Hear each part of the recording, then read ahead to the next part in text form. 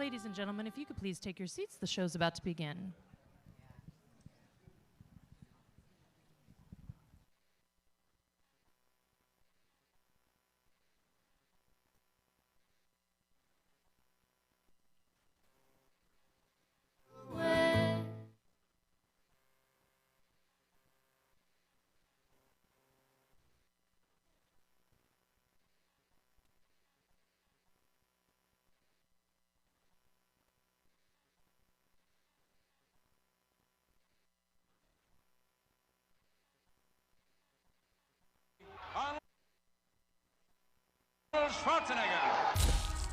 I ate a lot of meat.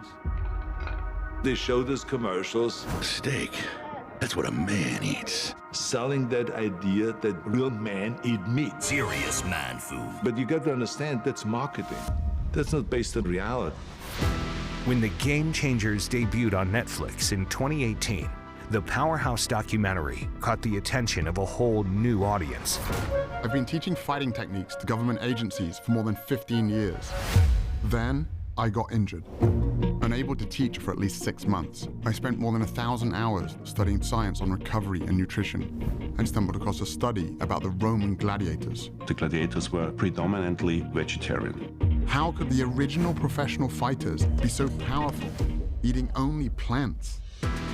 It took a deep dive into plant-based eating and how it specifically related to athlete performance.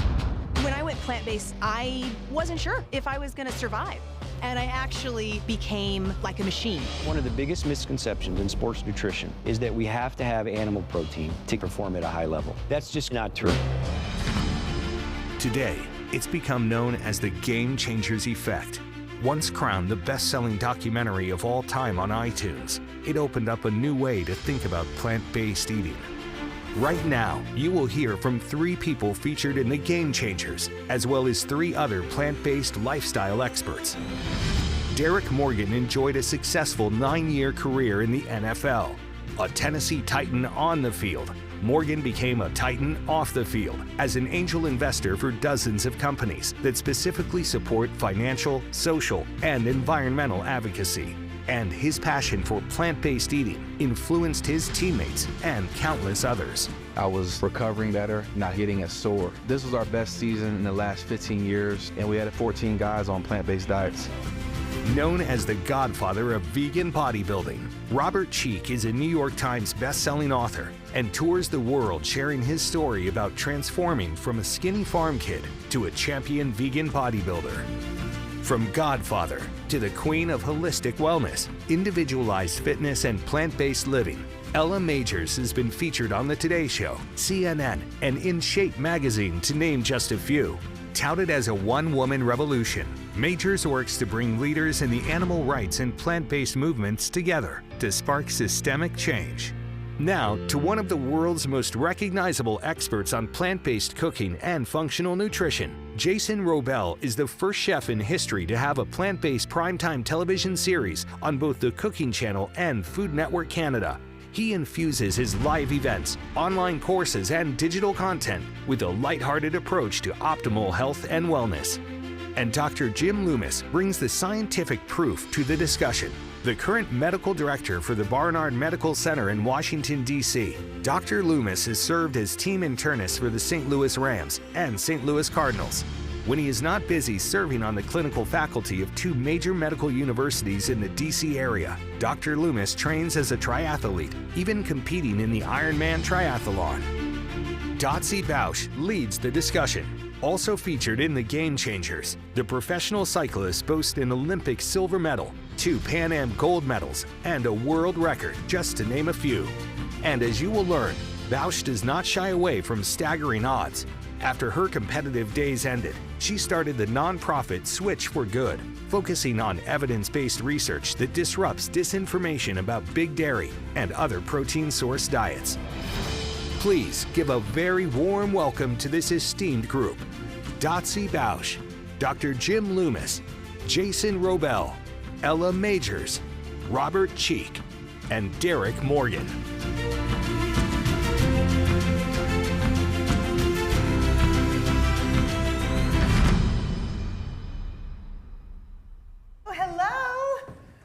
y'all were closer to us.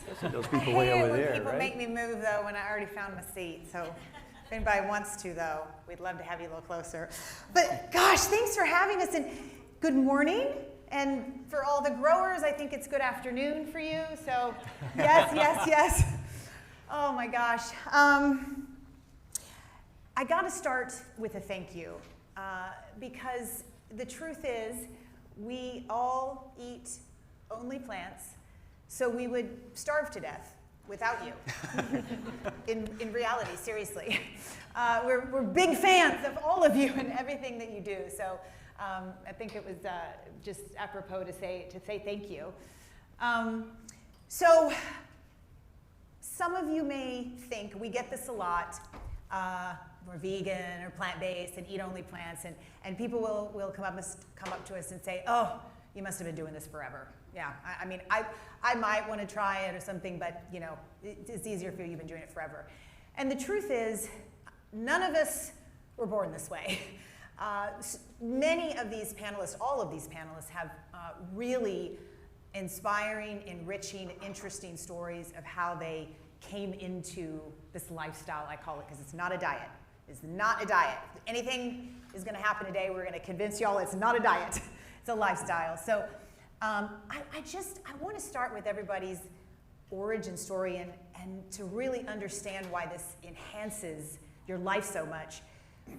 For me, as you saw in the film, I went to the 2012 Olympic Games, and I went plant-based a couple years out from that Games. And when I went plant-based, I hadn't made the team yet, right? I was just in the long list of women who had a possibility of making that Olympic team.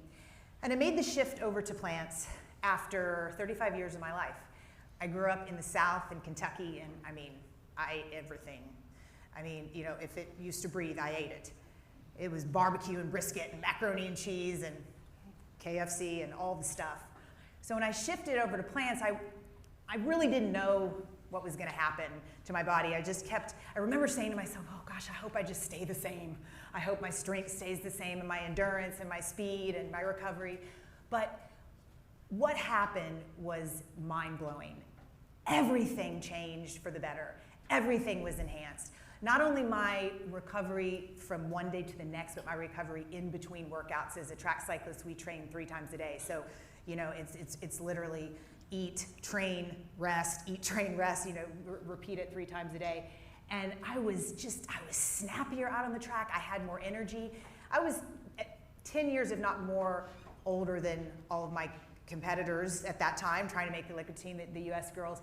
And they started going, Dotsie, what are you on? You're not normally like this. And so the truth was, it was plants. That was the only thing I had changed. And for some of you guys out there that are thinking, well, maybe the recovery's better, maybe the energy's better, the sleep's better, the sex is better. We're going to talk about that later on. But my strength improved, which I was not expecting. And when I was eating an animal-based diet, I was leg pressing on the inverted leg sled, 300 pounds times 30 reps times 5 sets. And a couple months before Olympic Games, when I started my taper, I had gotten up to 585 pounds times 60 reps times 5 sets. I mean, the guys in the gym are like, nice, you're doping, you're a cyclist. Like, that's not possible. Yeah, so it was just an extraordinary transformation. And then I stood on the Olympic podium, the oldest person in history in my discipline at the Olympic Games on plants. So I walked up to the podium. Anyway, but I want to share all of your all's origin stories with this wonderful crowd. Thanks for coming. Like 10 minutes before, we're like, there's going to be 5 people here, but y'all showed up. Thank you. So we want to hope it's an enriching panel. So why don't we just start with you? We'll just go straight down. Sure. Dr. Loomis. Yeah. So, you know, I grew up in the South as well, in Arkansas, eating, you know, standard American diet, a sad diet, as they say. You know, and if you would have asked me 10 years ago, do I eat healthy? I said, well, sure, low-fat dairy, lean meat, fruits and vegetables, and try not to eat too much ice cream because everything in moderation. Right. And unfortunately, about 12 years ago, found out you literally can't outrun a mediocre diet. I tore my meniscus playing with my dog. I was really busy. I had to wait 3 months to get surgery. I started to gain weight. I didn't do the rehab after surgery because doctors are terrible patients. And I gained more weight, and next thing I know, I became a standard American patient, a SAP, I like to say. Actually, I coined this last night. I came with this last night, a SAP, standard American patient. I had prediabetes, my cholesterol was through the roof. I developed sleep apnea, that triggered an irregular heart rhythm. So literally, I was in my early 50s, and I was the same person that I was seeing every day in my office as a patient. And one day, I'm laying on the couch, my fat rear end on the couch, and I see the documentary Forks Over Knives about using food as medicine, and I thought, wow, food is medicine. Is that true? And I was on the faculty at WashU. I was living in St. Louis at the time. Came back, got on the online, the medical library. I was blown away with how much evidence there was around the health benefits of a plant-based diet, which I had never learned in med school. So made a commitment that summer 2011, to go plant-based, rehab my knee. 4 months later, I had lost 50 pounds, cholesterol dropped 100 points, prediabetes went away, sleep apnea went away, asthma went away, allergies went away, on and on. I could run again. And fast forward to when I turned 60, I wanted to do something epic, and with your help, by the way, give me a bicycle. I did the Lake Placid Ironman at 60 years old, and it truly changed my approach to patients. What I learned in med school is a giant game of whack-a-mole. Yeah. Up pops your blood pressure, so we whack it down with some pills, and here comes your cholesterol. And it just doesn't have to be that way. Thank you. Yeah, right? Hello, everyone. Super happy to be here, and my story is a little different. I was actually 7 years old, and do you guys know who Daniel Boone is? One of our first American folk heroes, right? And he wore the raccoon hat and carried around the shotgun. Well, I got in my car, in my mom's car after school one day, first grade, said, "Mom, we learned about this guy named Daniel Boone, and he was supposed to be a hero, but he was so mean. He shot animals and he ate them." And my mom said, "Well, we're really lucky, Ella. We get to go to the grocery store and buy our meat there." And it was at that moment that I connected my food on my plate with the animal that it was. And I was like, whoa, we're actually eating animals. Nope, never doing that again. And that was it for me. I never ate meat again. Now, I've been an athlete since I was 5.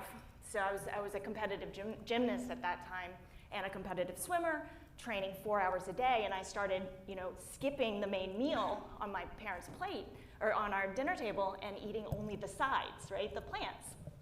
Well, I got stronger. My energy was through the roof.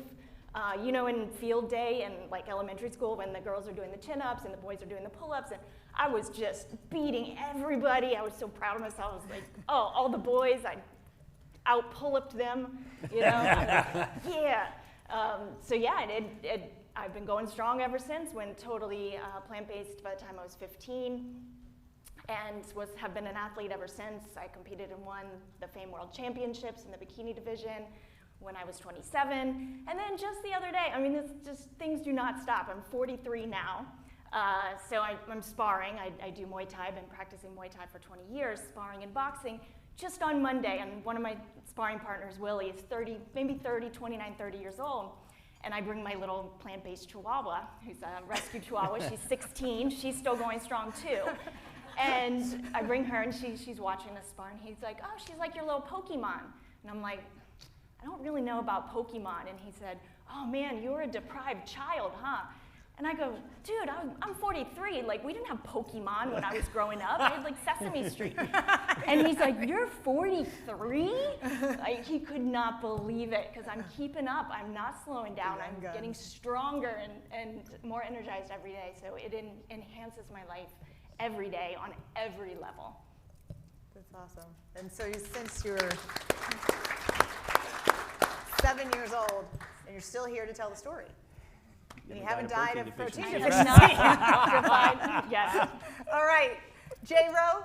I'm Jason Wrobel, and I love being on a panel where I'm not the vegan who's been doing this the longest, because I'm usually the OG, but I got a few peeps here that are way more OG than me, and it's like, anyone who really thinks that, oh, it's a fad, or you'll do it as a detox, you'll do it as a cleanse, it's a passing thing. I mean, there's a few people who have been doing it for decades and decades and decades. So just backing up what everyone's been touching on, my origin story, I grew up in Detroit, Michigan, and grew up in a very diverse food-obsessed family.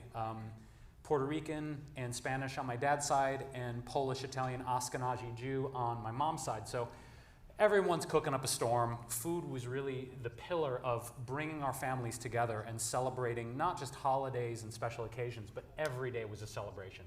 Cooking everything from scratch, putting so much love into the food. But that love of the food often came with really unhealthy ingredients, and by the time I was 18 and my grandfather was passing away from cancer, I started to zoom out and take a really sort of bird's eye view of what was really happening in my family. And aside from my grandfather, we had other people with cancer histories and my uncle being pre-diabetic, and I thought, there's an interesting level of nonchalance in my family around like, yeah, well, that's just what happens. You get old, you get diseased, and you die. And I found that level of nonchalance and taking that kind of for granted to be kind of shocking to me as an 18-year-old. So for the next 3 years, I really started, and I mean, this is the beginning of the internet, so it's like dial-up, where you're like,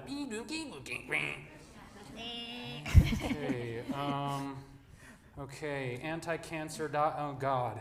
I mean, it was, I'm going to the library. I'm just going to the library, which I kind of miss. But I just did this deep dive from 18 through age 20 on what can I do to start feeling better, because I had to get honest with myself. As a guy in his late teens, I was an everything-itarian. I'm going to Domino's and the Little Caesars. I'm getting an extra large pizza, downing it all by myself.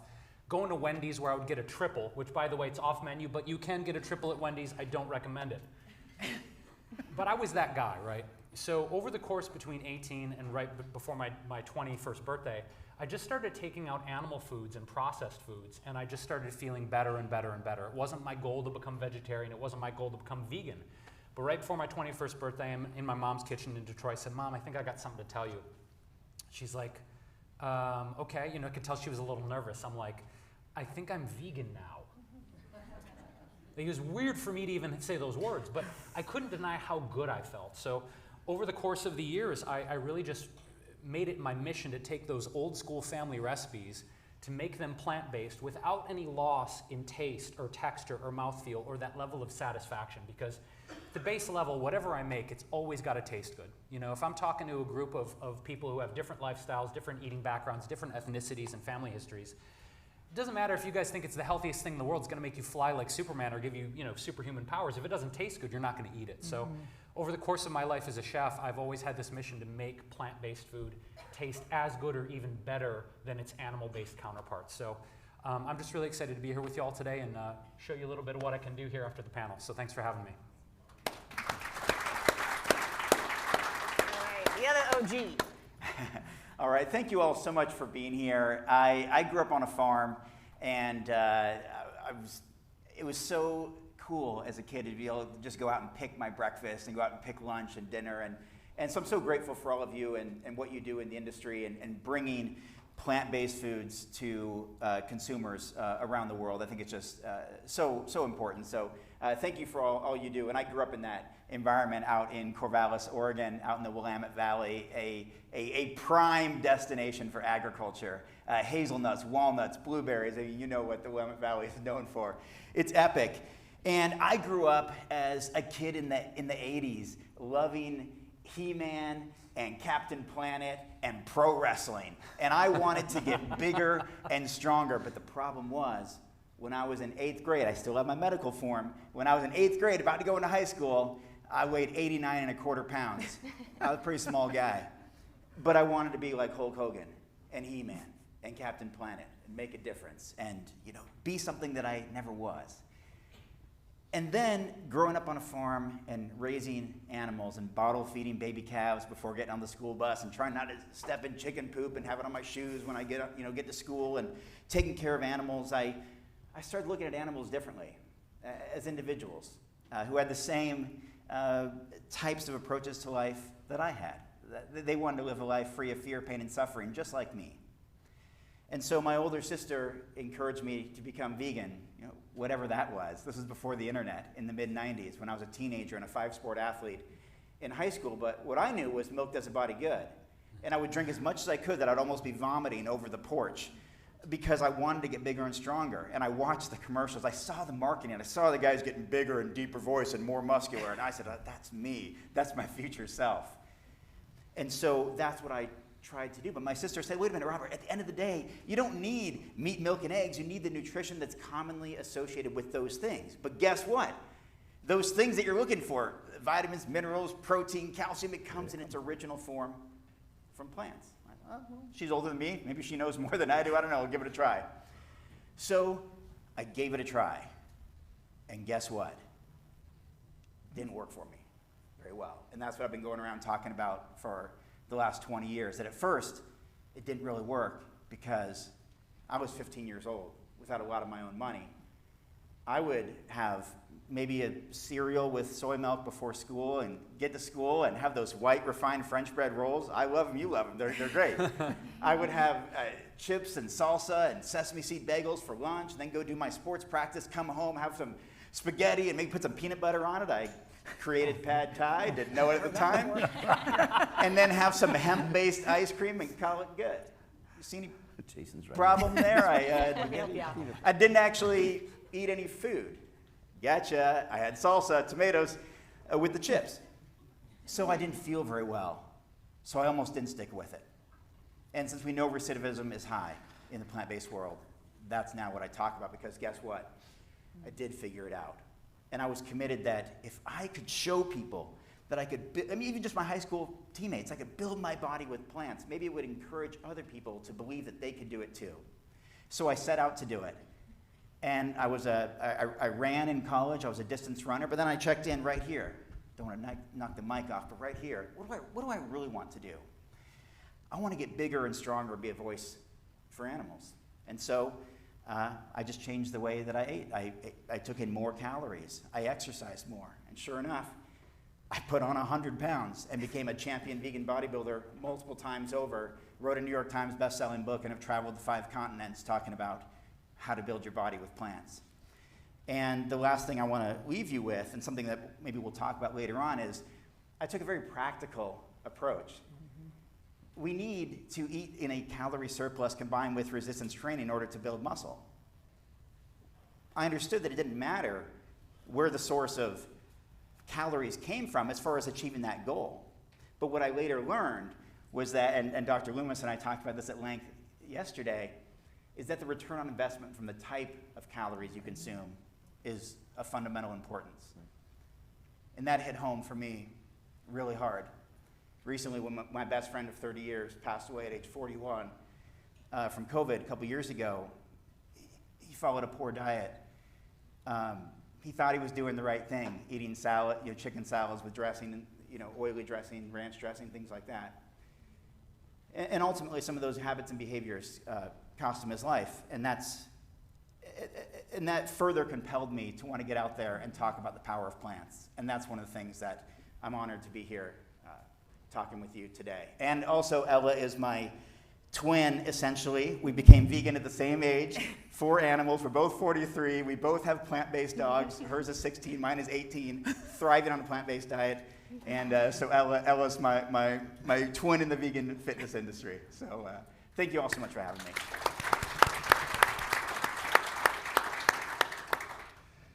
Wow, that's a tough lineup to follow. Sorry, I'm long-winded. Apologize. No, I'll get straight to it. I came up on a SAD diet too, the standard athlete diet, and we were more so just really. Our main thing was how much quantity could we get down. It was like, let's carb load up before we go out and play. It doesn't matter what it is, the quality of what it was. So, I'm going through Burger King and McDonald's. I actually worked at McDonald's for a year when I was 14, and I had some secret menu items as well. And so it was more so just about getting it down because you were going to burn it off. And that's how I came into the NFL. Same idea, and even when I was in college, our sponsor was Chick-fil-A. So we would always eat Chick-fil-A. I got sick of it. We used to eat it before the games, after the games, in between the games. And I stopped my relationship with Chick-fil-A a long time ago. But that being said, when I got into the NFL, I wasn't really concerned with quality. It was more so just, whatever was convenient. And so when I met my wife, Charity, she should be here later, but she really introduced me, and she was a chef, and she is a chef. She introduced me to the quality of food, like you need to really be paying attention to what you're putting in your body, because as an athlete, we all know that's our fuel. And so going into the first few years of the NFL, my goal was just really like, it's hard to get to the NFL, but it's even harder to stay there. So for me, I really had to develop a routine around how I took care of my body, what I put in my body, and a big part of that was my diet. And so fast forward to 2017, I'm coming into the off season, and so every year we had to report back, we had a report weight. And so my report weight maybe was 265 that one year, but I had a really good off season. So I was probably 10 pounds over that. And so, and every pound you're over in the NFL, they fine you, like $800 a pound or something crazy. And so I said, man, I gotta cut this 10 pounds out. And so my nutritionist was saying, at the time she was vegan, she said, hey, have you ever tried going vegan? I was like, there's no way I can go vegan. I fight with 300-pound men for a living. And she's like, no, like, look at the research. And so she started to give me a lot of data and articles on like how you could actually thrive on a plant-based diet. And so I said, you know what, let's give it a try. And so I went, and this is like March of 2017, and I was just really just focused on losing weight, but all the other effects that I got from being on it, my blood pressure returned to normal levels. I had high blood pressure at the time, my cholesterol, my C-reactive protein, which is an inflammation marker in the body, was completely gone. My energy, my mental clarity, my sleep improved. And I'm like, man, is this a placebo effect? And I got my blood work, and everything was just like, coinciding with how I felt. And so at the time, my wife wasn't on the vegan train yet, and I was kind of like begging her to get on it, because the food that I was eating was just, it was bland, it had no flavor, I was just getting it down. And so when my wife got on it, that's when it really clicked for me, and I was able to sustain it. And the long of it, the short of it is, by the time the 2017 season was over, my wife had 15 guys on her, her meal plan eating vegan, in the NFL. And so for me, it was more so, my biggest fear was, can I sustain myself? And the answer was yes. I had, one of my best seasons on a plant-based diet, and didn't lose any strength, actually felt better. So yeah, it's been almost since 2017, so what's that, 7 years? Feeling great, feeling good, so happy to be here. Thank you.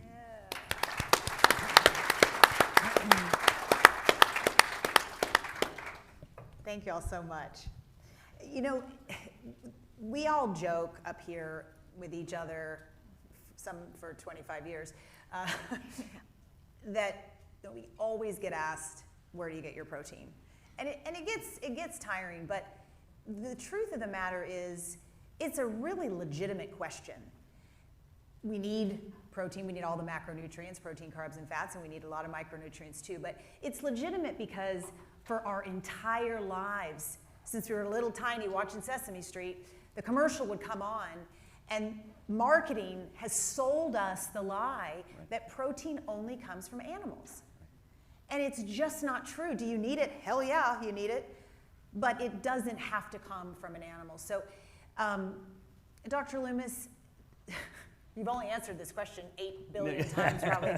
But in all seriousness, because we've been sold that lie, and I had the same belief system, right? In my head, it was like, oh, I don't know, this doesn't seem like this is really gonna provide what I need. These lentils, how many lentils should I eat? Right. It's just hard to really wrap your head around. But how much do we need? Because that's something to get clear, because some people are just totally over protein, period, whether it's plants or animals, mostly when you eat animals. So how much do we need, and how can we get it from plants? Sure, so, excuse me, so average person needs about 0.8 grams per kilogram, so that's about 0.36 per pound, something like that. Now, an endurance athlete may need more, maybe 1.5, like when I'm doing Ironman. Derrick, Robert probably need closer to 2 grams per kilogram. So they need more protein. So, but guess what, right? So if you do the math backwards, a plant-based diet has about 15% protein, plant-based protein.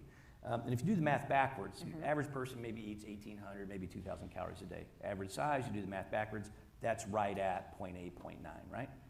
I guarantee you these guys, when they're training, weren't eating 1,800 calories a day.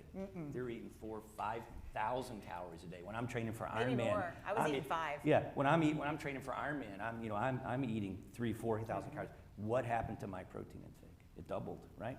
So we don't really need to worry about protein. What you need to worry about is calories. If you're getting enough calories, you're going to get enough protein. And this idea that we've been sold, when you eat a chicken breast or a steak to get its protein, where did that protein come from, right? Well, it came from the plants that those animals ate. And if you really think about it, animals have just served as the middleman for the nutrition, right? They've already used all the fiber and phytonutrients and cancer-fighting antioxidants and all that to run their own machinery. They concentrate into fat and protein, which we then consume. Now, 10,000 years ago, there was probably a survival advantage to having that extra protein and fat concentrated for us, so we could get big and strong and find a mate and pass on our DNA before we died of some infectious disease. So we never had to worry about, if I eat too much meat, am I going to get cancer or diabetes or heart disease, all of which, by the way, are associated with the overconsumption of animal foods as well as processed foods. And because we are no longer starved for calories, we have the luxury of skipping the middleman, right? We can go straight to the source, which is the plants. And it's interesting. I think Jason mentioned about ROI, return on investment. And I use this a lot with patients. We should think about our calories like we think about our money, right? When we have extra money, what do we want to do? We want to invest in our financial future, and we're looking for a positive ROI. Well, that's how you should think about calories, right? So let's just say you have 100 calories to invest right this minute. You can invest it in olive oil because you heard that was healthy, boneless, skinless chicken breast, or lean meat, or beans and broccoli. What's the nutritional ROI of those look like? 100 calories of olive oil is less than a tablespoon, and what do you get back from that? Fat. There's a few antioxidants, but not many. And so, in fact, edible oils are probably the worst return on investment you can make, right? There's no protein, there's no fiber, there's no vitamins to speak of. What about, salmon or filet? An ounce, right? Not very much. You're not going to be full. What do you get back? Protein, fat. There's no fiber. There's no cancer-fighting phytonutrients. What about beans and broccoli? That's about 100 calories. Is like 12 ounces, right? That is a lot of beans and broccoli. Yeah. And so, Derrick mentioned having to drop 10 pounds because plant-based foods they're calorically self-limiting, right? Think about it. You turn on a movie or a sporting event, you open a bag of Doritos. How hard would it be to eat 1,000 calories before the movie's over? Yeah, eat 1,000 calories of blueberries in a week. It's like 10 pounds, right? So again, so back to your original. Sorry, I kind of drifted off there, That's good. which I tend to do. But anyway, the bottom line is, plants have protein. As long as you're getting enough calories, you're going to get enough protein. I think that's really the take-home message here. That you don't really even need to worry about protein. What you need to worry about is calories. Right. Is it okay to add just a little bit to that? Yeah, because I was going to go to you next because I want you to also answer. He said beans and broccoli.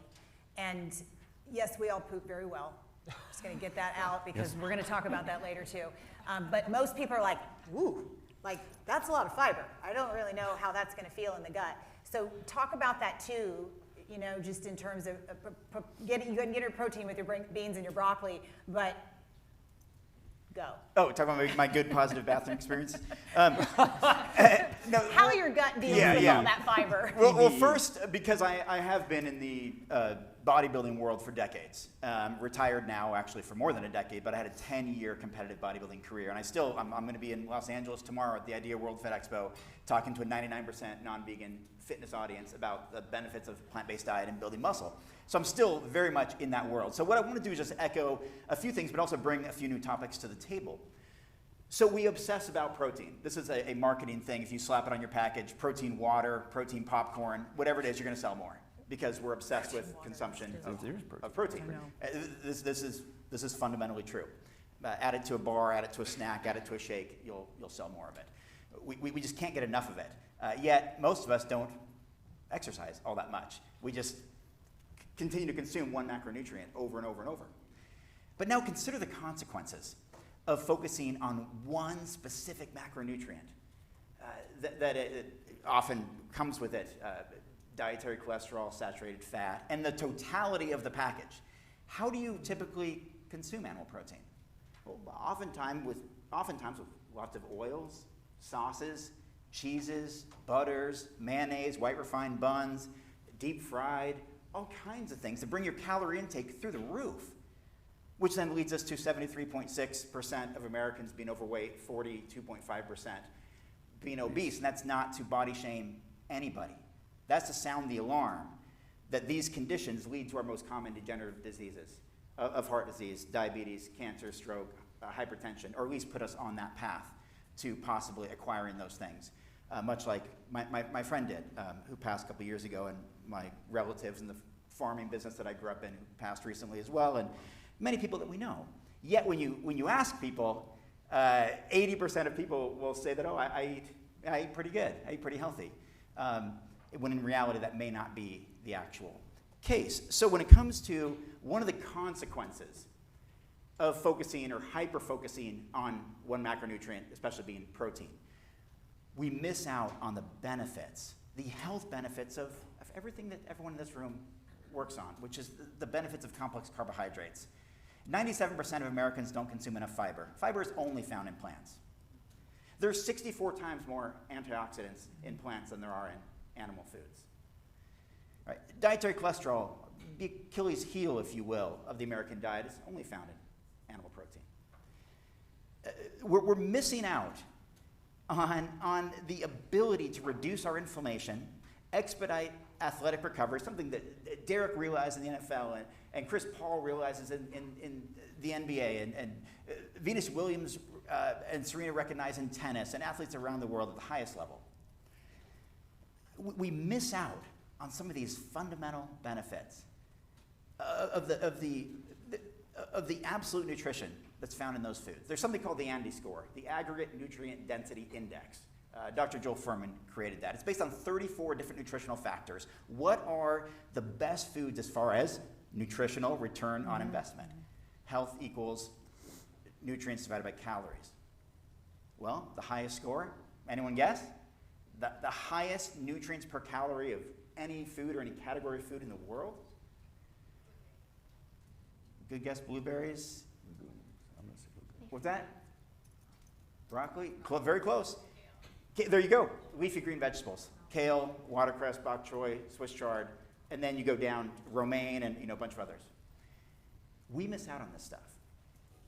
Cancer fighting, obesity fighting, health promoting benefits when we focus on one singular macronutrient. And also just on a personal, on a personal level, because people ask me this all the time, especially when I flex on them, I'm still in decent shape. Oh, he's loaded with powders, right? This guy's just, he's this pharmaceutical machine. I haven't had protein powder in over a decade. 210 pounds, put up my heaviest lift, decline barbell bench press 345 the other day. No protein powders, no sports supplements in over a decade. I'm eating the food that y'all produce and market and sell and promote.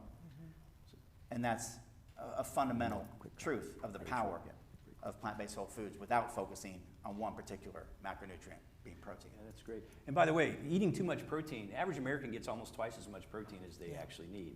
And there was a study published a couple years ago that looked at middle-aged men who overconsumed animal protein, which is most of it, 75 times greater risk of cancer.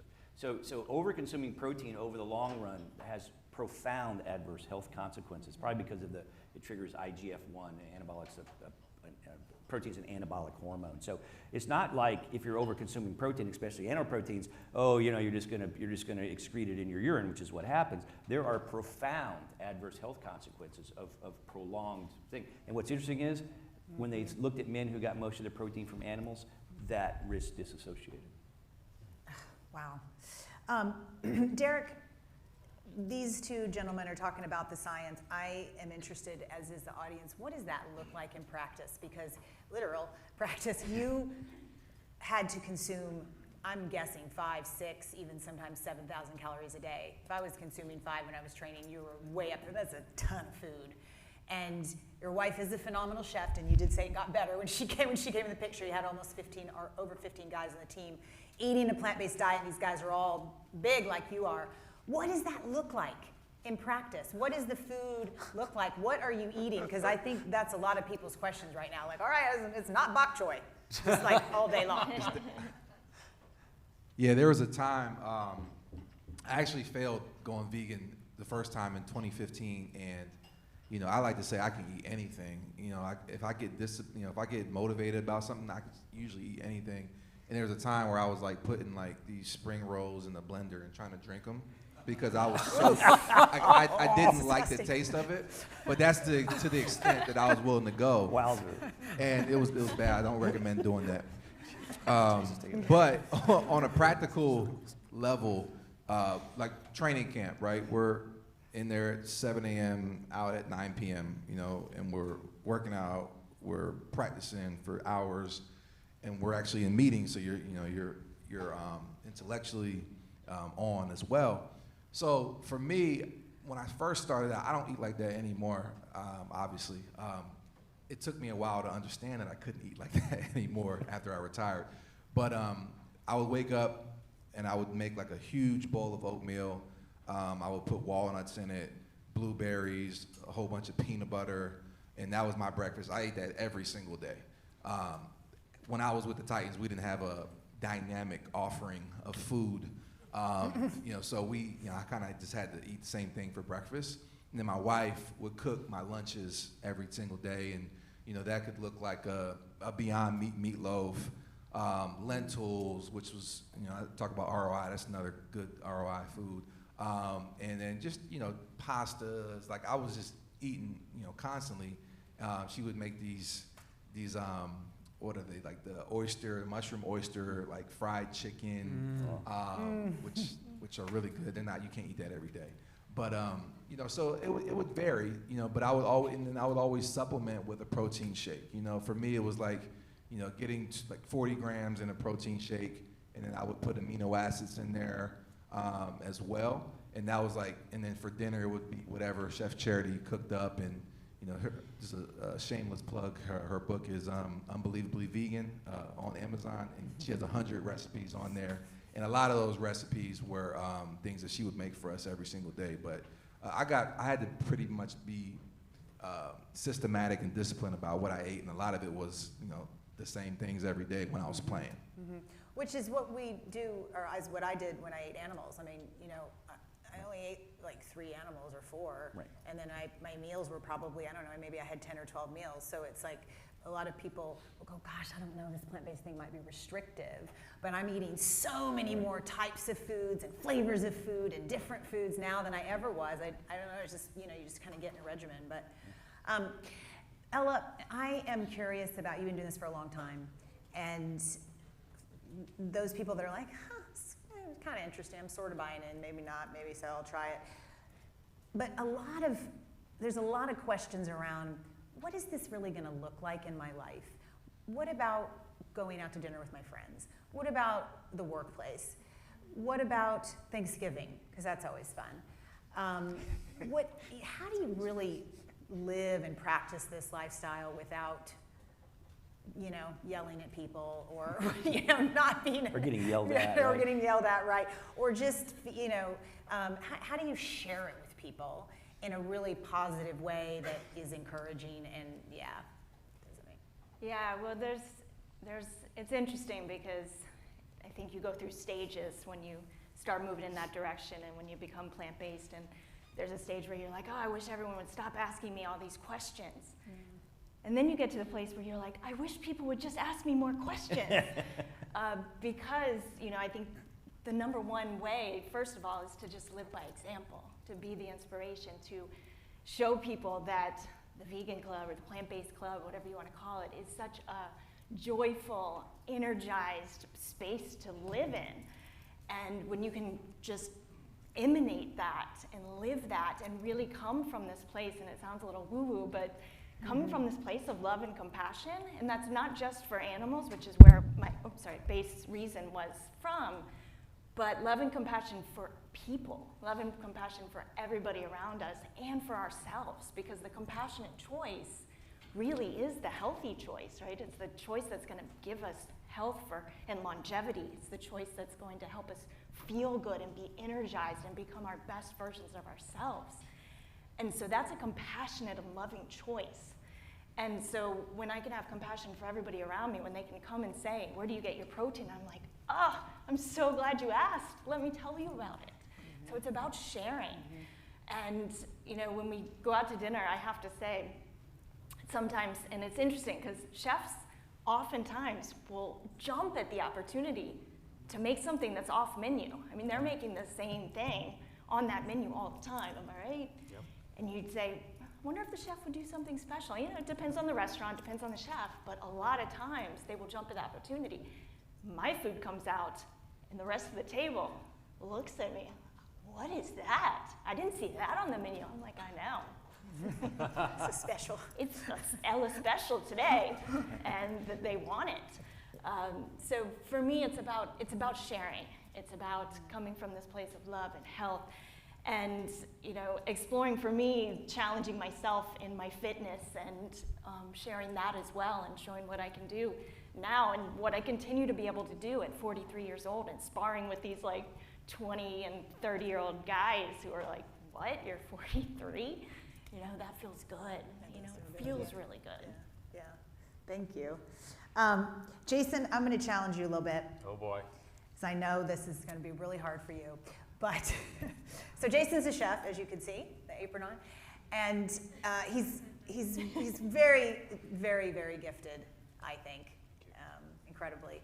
But since we've become friends, You know where this is going?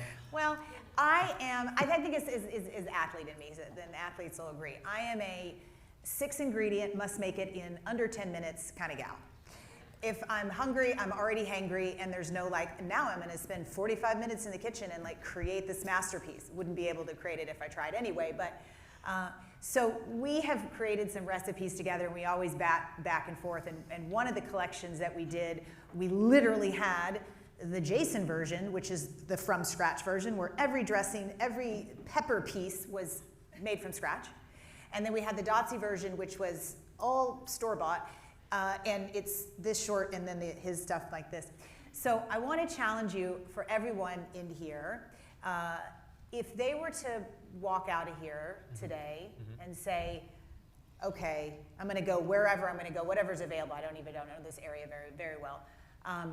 And I want to try this plant-based thing. What is the 6-ingredient, super high, nutrient dense, because that's what you're so good at, right? It's delicious, but you know your science. And so what are they going to put in that, let's call it a bowl, right? Because all us vegans like to make bowls. I don't know why we're obsessed with bowls, but we are. What would be in that? Yeah, if we're doing sort of the quick 6-ingredient Dotsie version, I'm a super huge fan of quinoa. Quinoa is not a grain, it's technically a seed. Really high in protein, super high mineralization there. I love rice and I love things like couscous, but quinoa is my go-to. I have quinoa all the time just because it's so nutrient dense. It's such an easy, highly digestible source of protein. So I'm gonna get some steamed quinoa. Okay. You can, if you don't even want to cook quinoa, you can buy organic quinoa in a pouch. I know. You just rip it open, throw it on the stovetop. But if you want to cook it from scratch, 12 to 15 minutes on the stovetop with some water and salt. Building the bottom of quinoa, got your protein minerals there. I'm gonna steam some greens. My buddy Robert mentioned kale, right, as being the king of nutrients. You can do Swiss chard, you can do spinach, you can do kale, or like I'm gonna do in my recipe today, I've got a mix of power greens. I'd throw some steamed or raw power greens on top of that quinoa. Then I would probably do another protein source, whether that is beans, like pinto beans. I love chickpeas, I love black beans. You can get organic in a can. Open it up, put it on the stovetop, warm it up, put it on top of there. Then I'd probably put a sprinkle of hemp seeds. Hemp seeds are up to 33% protein by weight. They're super high in manganese and phosphorus. Really, really just an amazing thing to sprinkle on top of a bowl. And then I'd probably do a simple dressing. I'm making a strawberry chia seed vinaigrette today. It literally takes 3 minutes. You just put everything in the blender, or again, there's a lot of really clean, healthy vegan dressings that you can just buy off the shelf. So I'd probably just do a simple bowl like that. I mean, again, you've got minerals, you've got protein, you've got carbs. It's really simple and easy, and you can bang it out Dotsie style. Yes, all right. Where can I place my order? You gotta fly me to DC, Jim. I'll cook for you anytime, man. Dr. Loomis, you have seen how many patients in your career? Oh, I have no idea. Thousands? Probably tens of thousands. I mean, I've been practicing medicine. I'm an old guy, so I'm a real OG. Yes, and you're a doc who became a patient yourself. Right. And so maybe the most I mean, you have so many stories because you've told me a lot of them of patients coming in to see you. But the one that you really remember the most, that struck you as the most maybe transformational, the most empowering, Sure. I'd love to hear it. So I think Robert mentioned about diabetes. So diabetes is epidemic today. Insulin resistance, prediabetes, diabetes affects about 75–80% of the population today. And and you know, what I was taught in medical school was that diabetes was a metformin deficiency, but it's not. In fact, I would even argue type 2 diabetes isn't even a chronic disease, right? It's a normal physiologic response to an abnormal behavior. As human beings, we did not evolve to sit behind a computer all day and eat Krispy Kreme donuts. And when we do, you know, this is what happens. So, the root cause of type 2 diabetes is we get fat deposited in the muscle cells where it's not supposed to be, and so insulin's a key that unlocks the door to let sugar in. And when we get fat in our cells, it jams up the lock from the inside, so the insulin can't let the sugar in, so it stays in our bloodstream, which causes all kinds of problems.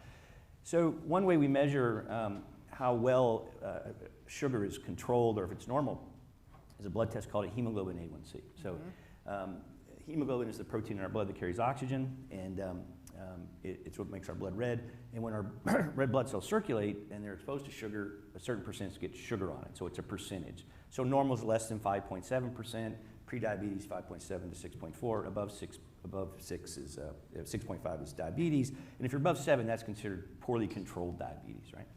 So I had a patient who came in, he was a truck driver and had a incredibly unhealthy lifestyle, on the road, really sedentary, you know, eating at truck stops. And his A1C was 14, that means his average sugar was in the 400 to 500 range. You know, his cholesterol's high, you know, he had seen a local doctor, he was on insulin and metformin, he was on and Januvia, and he came to see me, and we had a really long talk about explaining what is, you know, type 2 diabetes isn't really a thing, it's a lifestyle. And we have a dietitian on staff, so we worked very closely with him for 3 or 4 months. He came back to see me in 4 months, and he was off all his meds and his A1C was normal in 4 months. So, and the thing was, he had a endocrinologist, right? So he goes to see his endocrinologist just before he'd seen me, and he walks in, and he had lost like 50 pounds. And the endocrinologist says, "Wow, you look great. How much insulin are you on?" He says, "Well, I stopped my insulin." "Well, who told you to do that?" "Well, my primary care doctor, Dr. Loomis."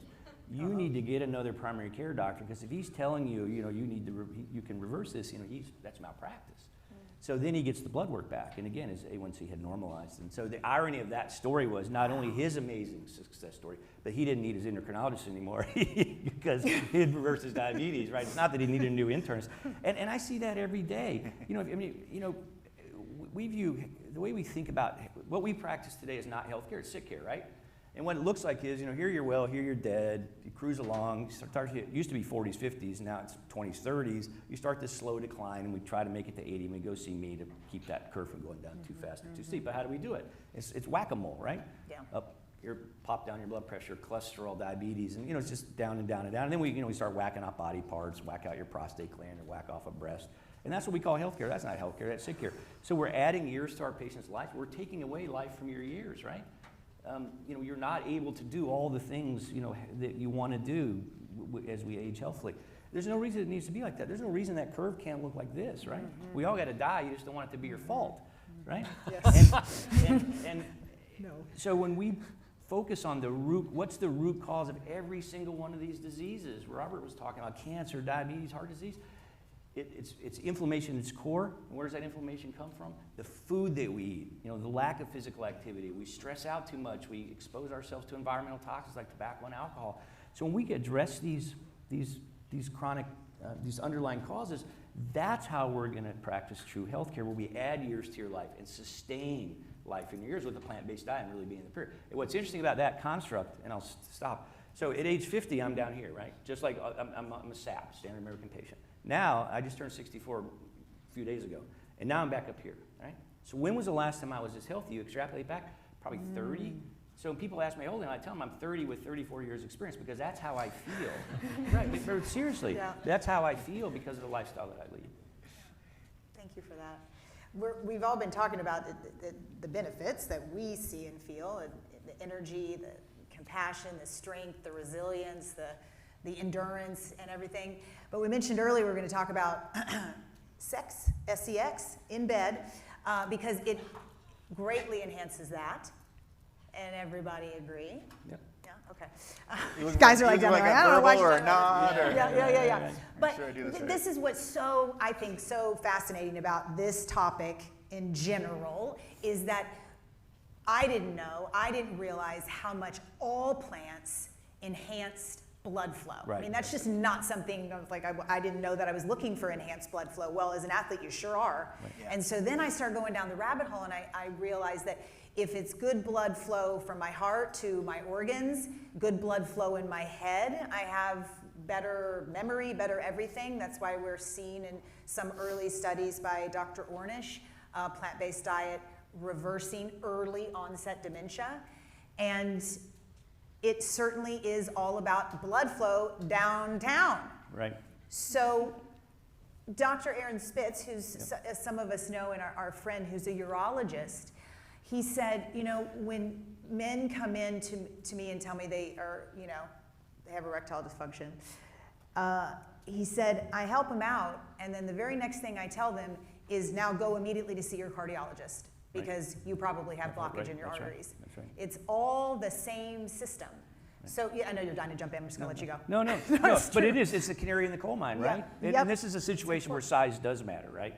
And so what I mean by that is, the coronary artery is about, say, this big. The penile artery is like this big. So you get 50% blockage in your heart artery, you're probably not going to notice that. You get 50% blockage in this little artery, you're going to notice that in a lot of different ways. And so it's the endothelium, which is the single cell lining of the blood vessels that control its ability to contract and dilate. So for a man to get an erection, we have to dilate the blood flow to let it in, and then we have to constrict to keep it in. Yep. And that gets dysregulated when we start to get blockage. And so, when we follow a plant-based diet, in general, but also there are certain foods which enhance the production of a compound called nitric oxide, which controls that endothelial function. Beets probably being the one that's been studied. And what's interesting about that is there are studies in endurance athletes that beets can increase endurance performance by 10%, right? So I was doing a ton of beets. Which is gigantic, by the way. Right. Like especially at the top, you're looking for 0.1%. Right. 10% is huge. Right. So when I'm training for Ironman, I was beet loading every day, and all of a sudden I'm like, whoa, what's going on here, right? I mean, 60 years old, I'm like, this is crazy. So number one. But number two is the other thing that causes erectile dysfunction, by the way, is low testosterone. So what causes low testosterone? In men, it's obesity.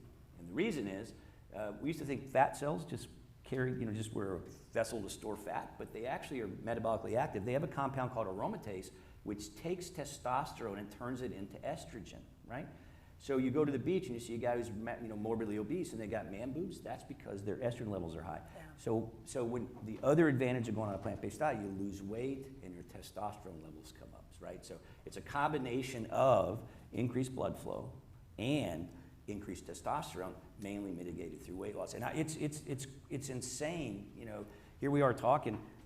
We could have the same conversation about diabetes, the same conversation about heart disease, the same conversation about cancer, the same about, it's all the same stuff, right? That's one of my favorite comments or quotes by Dr. Barnard is, I challenge you to walk up to any man on the beach anywhere in the world who has man boobs and ask him what he eats. Guarantee you he will not say tofu. Right, exactly. It is not the tofu that's going to expand boys. That's what we think. I have a new project called The Doc and Chef, and we answer these questions. We actually have one on, the second episode we did was on soy, because I hear that all the time. The first one was on protein, by the way, so you should check out Doc and Chef show. But anyway, but it's true. We have this conception, I'm sure you heard it all the time. So how, I'm sure you didn't get man boobs eating tofu when you were bodybuilding, did you? Got pretty big pecs, though, from pressing the 300 pounds. Let me tell you. But let me talk a little bit more about the blood flow and circulation thing first, because in addition to beets, they're hard to beat, but leafy green vegetables are also fantastic vasodilator. Yes. Full of nitric oxide. So one of the benefits of many of the crops that a lot of people here produce, market, promote, and we need to get more out there as far as promoting it as not only a health food, but an athletic performance enhancing food are these leafy green vegetables. The more we can incorporate them into our diet via salads, maybe that's too boring. Okay, via smoothies, even putting them on a sandwich or wrap, or guess what? You can even cover a pizza full of vegetables, including some leafy greens on there. And by doing that, we can help increase our blood flow and circulation, which is going to benefit all of us as not only athletes, but as just active, healthy individuals. We don't move a whole lot anymore.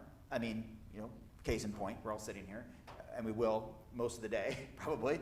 And we flew here, we drove here, or we work at home on our computers, or we do a lot of sitting.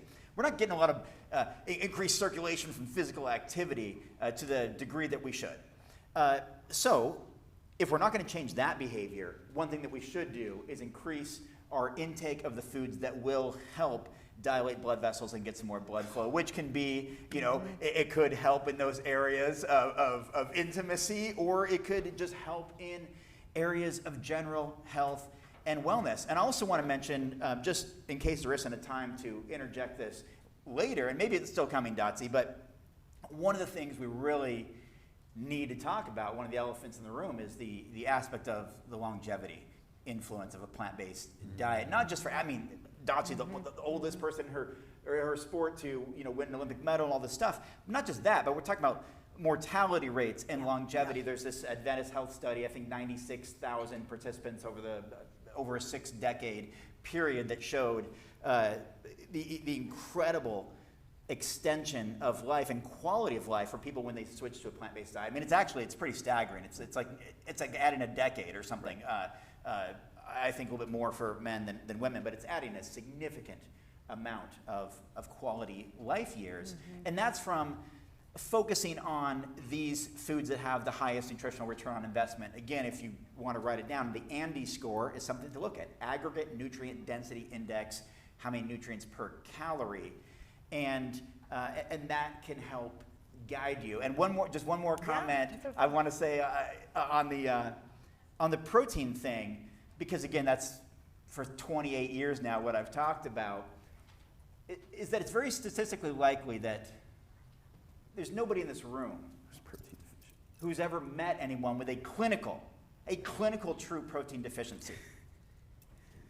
But everybody in this room knows more people than you can count who consume too much protein and have the adverse health implications as a result of that, because of the nature of how we consume protein and all the excess class 1, class 2A carcinogens, all the extra oils and refined foods that come with it, the ultra-processed foods, the calorie density. You know who has protein deficiency? People who are starving, right? And people who have eating disorders. That's essentially the community. People who are not absorbing. 800 million people who are starving. 2 billion people who are malnourished. That's protein deficiency. Not in our Western world with access to being in a Marriott hotel and all the resources at our fingertips. So let's be wise about the decisions that we make in creating the type of health and longevity that we want for ourselves, for our family, our friends, our loved ones. And we have the power to make those decisions with what we put on the end of our fork. So, and Robert, I did stop by the protein deficiency ward at the hospital on the way here. And guess what? Nobody. It was empty. It was empty. CCU was full. The cardiac care unit was full, but this protein deficiency ward was empty. Yeah, that tends to be the case in the real world. Yeah, longevity. Well, and I don't know why time goes so fast, but it is, and we're like almost been sitting up here for an hour, so we're gonna shift to answer some questions. Well, Jason's gonna tiptoe back behind us and start to get the food demo ready, which is gonna be a really fun aspect. But you have these incredible panelists in front of you. You can ask them anything you want. Does anybody have some questions? Yes. Is this working? Yeah. Hi, I'm Shauna. I work for an organic certification company. I was also a Division I athlete in college. Been sober for a long time. Had my little test in my vegan life. But there's two components that I haven't heard much about. One being the organic piece. I think the word was mentioned maybe once, and that's why we're all here, is because we're selling and promoting organic produce. So I'd be interested to know what research you lean on for the benefits of organic produce specifically. And then the second piece is food is so deeply psychological for so many people. Like, in a perfect world, we have happy families that want to cook lentils and broccoli with us, but a lot of us have different psychological, stresses that we have to face every day. And I'm curious if in any of your speeches when you're traveling, you're talking about the benefits of plant-based, you bring in psychologists or other doctors that can talk about the intersectionality between gut health, mental health. Some of us might not be able to consume legumes if we're coming off of like 2 years of an adrenalized high-stress situation, whether that's athletic or not. So don't want to get too in the weeds, but organic and psychology are the 2 points I wanted to ask about. Who wants to take the organic one? I could take the organic just quickly, how I do it. As you all know, there's how organic's defined and it's such. There's a little. It's not controversial, but there's a broad spectrum, right? So what I do to personally, and I don't think consumers really know. Right. How I inform my own decisions, I typically look at the environmental working groups, Dirty Dozen and Clean 15, the stuff that I'm eating all the time. I always buy organic for the Dirty Dozen. I don't worry about if it's in the Clean 15. The stuff that's at the higher end, there's stuff in the middle. If I eat a lot of it, I buy organic. I think that's the best I can do personally. I don't know. There's some foods I don't know that you necessarily need to eat organic if you're. But some, Talk I think about the you Dirty definitely. Dozen. Not everybody knows what that is. Yeah, so what they do is they go out and they buy produce, both commonly consumed, and they test it. And so typically the Dirty Dozen are things like strawberries and raspberries and things like that. And so that's Is it easier for the sprays and the pesticides and such to yeah, get because through like the skin? if you think about a strawberry or a raspberry or a blackberry, there's all those little crevices, Right. so it gets stuck in there. So That's buy the those theory. organic. Yeah, that's what I do, and they publish that every year. They actually have a little app. That's how I do it. I don't know if what you guys do, but I personally always buy organic if there's the option there. Personally, I eat a ton of greens. I mean, talk about greens. It's become like a game. How many greens can I get in each day? I eat salad for breakfast. # salad for breakfast is like my thing. I eat kale for breakfast, helping people think outside the box. But I also do a green smoothie lately after talking to Dr. Brooke Goldner. So I take a Vitamix and I put in, and this is like great marketing. I mean, if you can market for green smoothies, because the amount of greens that need to go in that smoothie, right? So I pack it 80% full of greens, and I'm talking, I put my fist in there and I pack it 80%. The rest is fruit, some flax seeds. That's got to be all organic. I mean, I'm eating a massive amount of greens, right? And then fill it with water, blend it, drink the whole thing in one day, in addition to my salad for breakfast. And then I got to have some greens at night. Usually that's more broccoli. But for me, organic is very important. I think about, my health for the long term and the extra cost of what it costs to buy organic is nothing compared to, what could long-term help. Yeah. I always do keep doing that. That's perfect. Do you all want to take the second question? Yeah, absolutely. And just to acknowledge and honor your question about organic, obviously that's why people are here, and that will be areas of specialization that a lot of people will touch on. It may be some of our areas of expertise, some of our not. For some of us it's not, but in general I think most of us across the board, and me coming from a farming background where I lived on a farm for over 20 years, a neighbor that has 10,000 hazelnut trees, another neighbor tens of thousands of blueberry bushes, and we grew, I still go back and harvest walnuts every single year, helping my family farm do that. I love it. It's coming up in the fall. I think one of our approaches is to go back to nature as often as possible and sustainability. And hopefully that has been communicated, or at least that's one thing I've tried to communicate too, is that we need to move away from the main aisles of the grocery store, get to the periphery where the produce is. Go to places like Natural Grocers that only has organic produce, or some of the big retailers, Walmart, Costco. I absolutely think it's actually fundamentally important to support the big box stores in addition to the smaller stores because of the area of neglect, meaning that a lot of organic consumers will go to the farmers markets, the health food stores, the organic markets and all that, and maybe not voting with their dollars in the big box stores, but I think that also sends a message that is powerful, and so I'm a fan of supporting the wide range of that, and also eating as close to nature as possible. As far as the psychology aspect. I think Dr. Loomis and I talked for 2 hours last night. We shut the reception party down, largely about psychology. Why do we eat what we eat? What are barriers that we have to overcome? What are the obstacles? Why, after promoting this lifestyle for 3 decades that I've been doing it, have we only seen a small amount of progress as far as global adoption of a plant-based diet or vegan living or different moral or ethical habits that are adopted? Those are things we have to really understand, and it's a little bit cliche to say, meet people where they are, but that's actually what you have to do. Why do people eat what they eat? Well, it's not just as simple as saying, because of taste, cost, and convenience. No, there's religious reasons, there's cultural reasons, there's traditions, there's foods you grew up with, there's a nostalgic or sentimental connection to something, maybe a cultural heritage, or something that was part of your childhood, or the public school system and what you were, I don't want to say indoctrinated, but what you were conditioned to consume and want to crave. Plus food habits. Food habits and addictions. Those are hard to overcome. So I think addressing those things and getting to the root, if you will, of those topics and those scenarios is helpful in the discussion and dialogue, besides just saying, you should eat this and here's why, without understanding what your maybe barriers, obstacles, or resistance to it, or what you're familiar with.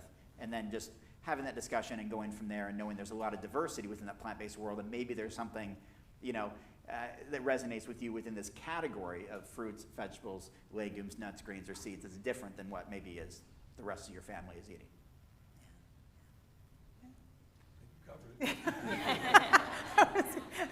Got it. Check, Robert. What about another question?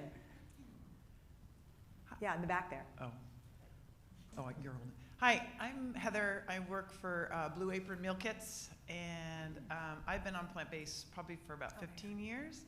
I just have 2 questions.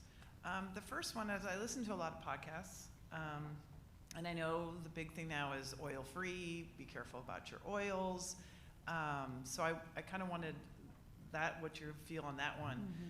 The second one is I've seen a lot of more fake vegan foods, like the fake meats, which I stay away from. But what do you feel about there's so many marinades and dressings and packaged stuff now that do you read the ingredients? Do you have to be careful with that? Or what do you do? Yeah. Do you basically cook everything from fresh?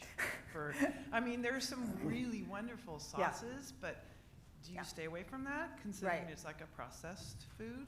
Yeah, I think to answer the oils, and I know that Dr. Loomis feels passionate about this, but one thing that I think is pretty important to know is a lot, I won't ever say all, but a lot of that research was done on people with heart disease, and they're trying to reverse heart disease, right? From Esselstyn and the crew that really uncovered that.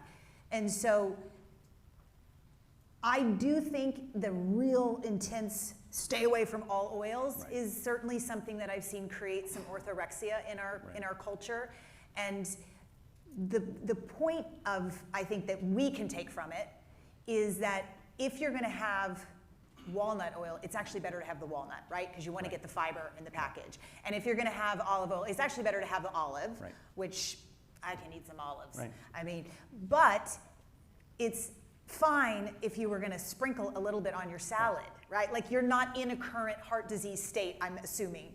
So that's just my everyday person answer, because I think it's important for people oils, but so if you look at the science, there's just not a lot of research out there. Now people will quote the Leon Heart study, right, where they showed that people on a Mediterranean diet, which include a fair amount of olive oil, they lowered the risk of heart disease 30%. But compared to what, right? The other group was eating butter and on and on and on. There's very little research about oil, the effect of long-term oil consumption, and what is there a threshold level. The way I frame it, again, I've already talked about, and that's the ROI question, right? So oils are probably, in fact, 4,000 calories a pound with very little return on your nutritional investment. So I personally, I limit my oil. At home, I don't cook with oil, I dry saute. But if I go out to an Indian restaurant, I am sure there's a little oil in there, whatever. So I take a pragmatic approach personally. I'm not one of these no oil guys, but as Dotsie said, you know, it's what we should, and I think Robert mentioned this too, what we should be thinking about is the package that our nutrition comes in. So when we get our olive oil from olives, you know, there's about 25, 30 olives in 1 tablespoon of olive oil, right? How easy is it to glug the olive oil on, you know, it's in the saute and it's in the salad dressing and on and on. And all of a sudden we're getting 700-800 calories extra a day from just glugging olive oil, where you can get this, you can get some of the same health benefits from those polyphenols that are in the olives by eating the olives, plus you're getting the fiber and there's some vitamins and such that you're missing in the olive oil. So, you know, I'm not a hardcore SOS person personally, but I think especially in the modern health environment where people are struggling with insulin resistance, heart disease, high cholesterol, you know, on and on and on, I think you have to be very careful with the oils. It's just, you know, there's 9 calories in a gram of fat, and there's only 4 calories in a gram of protein or carbohydrate. So if you're trying to lose weight, all those oil calories you can switch to a carbohydrate or protein, you're going to cut your calories in half. So I mean, we could talk a whole hour just about that. Subject, so, yeah. So the other part of your question was kind of the processed foods, and I've seen this, everybody here really tend much more towards the whole foods for sure. But I think this movement, or whatever we're calling this, a lifestyle, has gotten a lot of flack from, well, it's from meat and dairy feeding it to us, that, oh, well, all that processed stuff. And I'm pretty sure you have to process a pig to make it to your plate. Right. Like, it's very processed. Like, you don't want to hear the process. So there's some that are better than others, and you know, it's become popular, so a lot of companies have jumped on the bandwagon, which is a positive thing because it's more choices. But did any of you all want to talk about this question and what you? Yeah, when I was this was 1995 when I went 100% plant-based, and there was nothing, you know, back then. I remember when the first vegan cheese came out. Robert, do you remember? I mean, it was like rubber. It was so and I'm very grateful, honestly, to have transitioned at a time that I didn't have those choices. So I just, Whole Foods was the way I ate, and it has been ever since. Though I am very in support of any foods that's going to help people transition away from meat. For me, from the compassion angle. So I'm all for those kind of what I would call transition foods, or using foods as treats. You know, I go out and have a Beyond Burger every now and then. You know, go to the Yard House, have some Gardein wings. You know, it's part of my lifestyle, but a small part. And I'm in support of anything that'll help people comfortably, you know, move away and see that there are alternatives, and then of course moving them in the direction of the healthy whole foods based lifestyle. I just want to share one statistic, and then I want to hear Derrick, what you eat, retired, you know, NFL player, as far as like processed stuff or not. But I know there's a lot of people who are critical of some of the plant-based meats or whatever. We have to look at the reality of society. 37% of Americans eat fast food every day. 80% of Americans eat fast food once per week. And yet there's a lot of critique about plant-based people eating a processed plant-based burger. Yet 80% of our friends, family, coworkers, loved ones do the same, but with animals in these big corporate, industrial, factory farmed industries. And so having that, like Ella said, market choice, I think is good. Having those options are there. So I want to hear what you're eating. I am guilty of eating too much processed fake meat, Beyond Meat, Impossible stuff. My wife's here now. She always is on me about eating too much of that. So I'm guilty of it. But I do think that, you know, I always get criticism like, oh, that's just as bad as a burger or whatever it is. I'm like, man, look, like, I don't think so, but I'm gonna go with this because I think it's a great alternative. Now I think it's, you know, all about moderation, and as much whole foods as you can get, the better. But for me, probably over the last 6 to 9 months, I've been trying to eat less. So I've been skipping breakfast. I've been doing more intermittent fasting, lower carbohydrate, which is hard on a plant-based diet, but not snacking constantly. Because I kind of alluded to it earlier when I was playing. We were constantly eating all the time, but we were constantly burning calories all the time. So now I get my workout in, you know, my retired workout, might hit an elliptical for a couple minutes. but you know, I'm not burning as much calories, so I have had to like cut out my meals. So I do like an 18-hour fasting window, and I try to eat between 12 and 6, and you know, not as, you know, a little bit higher fat, lower carbs, so kind of getting into like the keto range. But that's kind of been my diet as of late, and it's been working for me really well. So, you know, this question comes up all the time with patients, and you know what I tell them is, you know, eating a Beyond Burger, certainly better for the cow, and maybe there have been studies, a little bit better for you compared to a hamburger, but it's really not a health food. I mean, it's highly processed, 30% of the calories from fat. But one thing we haven't talked about is the impact of food in the environment, right? So, you know, much better for the environment eating a Beyond Burger than it is in a cow. You look at like the embedded water in a hamburger is like 4,000 liters. You know, the embedded burger, the amount of embedded water in a lentil burger is like 1, you know, maybe less. So we haven't really even talked about the impact of animal foods on water use, land use, you know, climate change, on and on and on, and which is a whole nother, again, that's a whole nother panel really. So you know, I think they're great transition foods, but you know, depending on where people are coming from, you know, if you're coming in for your health, you probably need to be careful. But there are other reasons to consume Beyond Burgers if the other choice, as Robert said, is going and getting a McDonald's hamburger.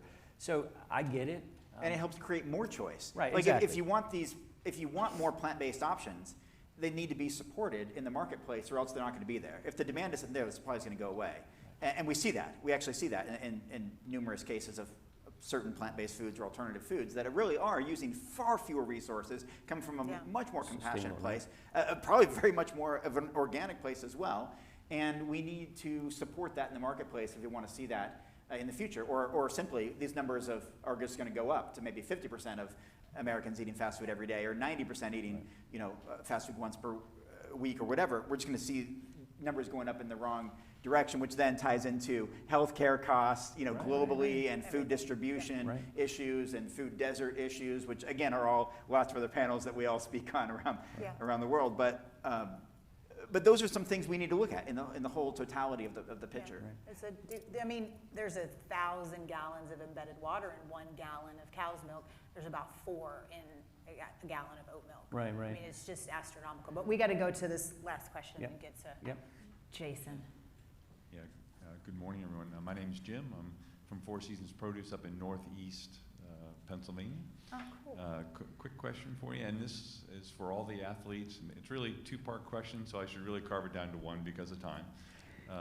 So, Dr. Loomis, directly, at age 60, you went to Lake Placid, and on that given day, you're like, I'm going to swim 2.4 miles. I'm going to go on a little bike ride for 112 miles, and then I'm going to run a marathon after all. I did indeed. You did. How did you fuel during the event? Yeah, that's a great question.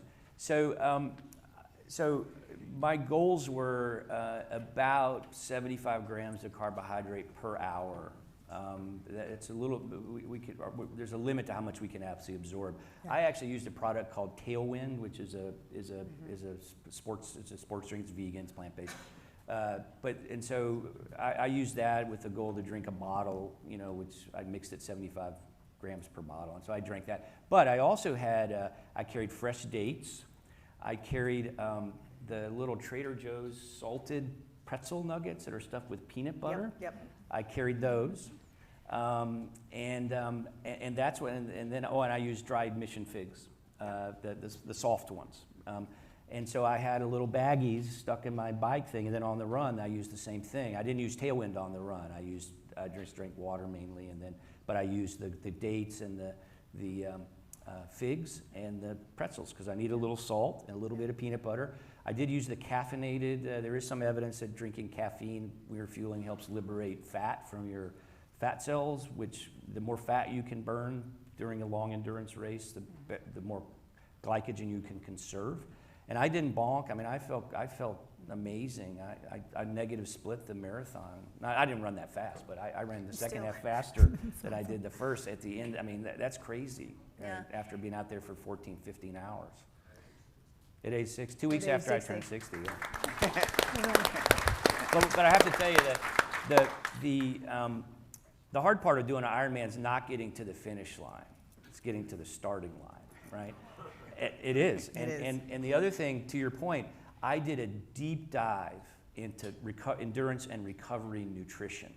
And because I knew you can be in the best shape you've ever been in, but if you mismanage your fluids or your nutrition, you're not going to make it. Game over. And so I came up with this recovery shake, evidence-based recovery shake. Tart cherry juice, frozen blueberries, banana, kale, chia seed, cinnamon, turmeric, ginger, maca powder, and I would put that in a thing. I can honestly tell you, I'd run marathons. I was a pretty competitive road runner marathon, sub 250 marathoner in med school. I'd run a marathon. I couldn't walk for 2 days. I can honestly tell you that whole training, the 9 months I trained, I never got sore. It was like a mirror. That's what everyone here has experienced that once they went on a plant-based diet.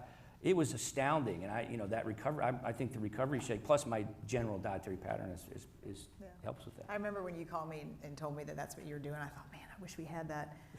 And I knew about the shake. We would have had maybe gotten gold instead of silver, because you just weren't even sore. I mean, you get up the next day and just head it out. It was really intense. But it's crazy. I did a Chattanooga half Ironman, which is only a 1.2 56-mile bike and then a half marathon a couple months before. And you come through the finish chute. Papa John's was one of the sponsors, right? So the athletes have just finished this incredibly intense thing, and you come, they've got pepperoni and cheese pizza. First thing, and they had a grill. They were serving hamburgers and they had chips, and I'm like, what the hell's going on here? Where's my tart cherry juice? Yeah, right. And then I go back and I have my thing. Well, the next day you're around the athletes' village and people are waddling around. They can't walk, and I'm like dancing around. I mean, it's crazy. The disconnect, right? So. Yeah. Thank you for that. Thank you all so much. Our panel.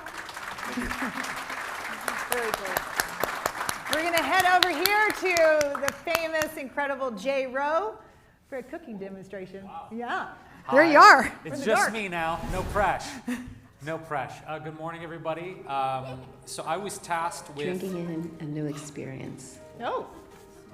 Right. Chasing the sweetness of surprise. Getting one last drop of persistence. Enjoying a refreshing moment of peace. This is why we do it all.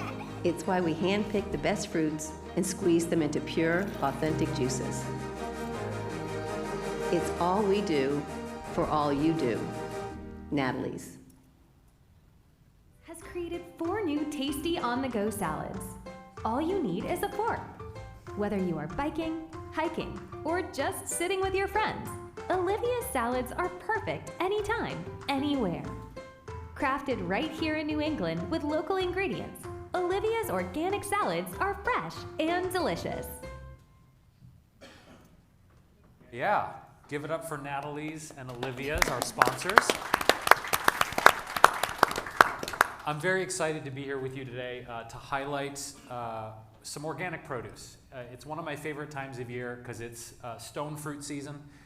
Going to the farmers markets where I live in Los Angeles is a treat all year round, but especially this time of year, there's just such an unbelievable plethora of amazing produce available to me as a chef, which is a far cry from growing up in Detroit at the start of my culinary career when the avocados tasted like water.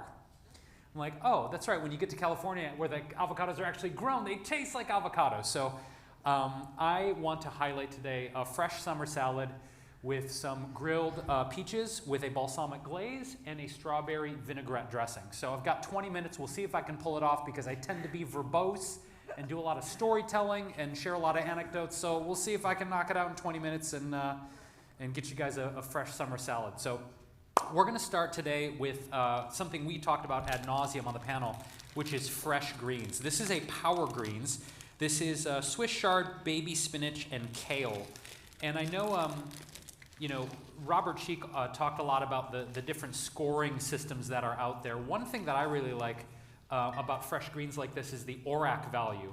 And that basically measures the amount of antioxidants in a given food. Why are antioxidants important? We always say, oh, antioxidants. Well, what do antioxidants actually do? Well, there are things in our environment, in our life, called free radicals. And what these do is create oxidative stress in the body. What does oxidative stress do in the body? Well, it helps to basically put stress on healthy cells, kill healthy cells, age us faster. So whenever we can eat foods like these healthy organic greens that have a high ORAC scale and get those antioxidants in our system, it helps to really kind of disable those free radicals, prevent aging, help us live longer. So I eat greens every single day. And as Robert mentioned, you can throw these in a smoothie, you can put them on top of a pizza. But again, it's summertime. I was gonna say it's hot out, but it's not really hot in Monterey. I got in yesterday and I was like, I didn't bring a coat. How foolish of me. But it is hot in LA right now, so I'm eating fresh salads all of the time. So you've got a bed of our mixed greens there.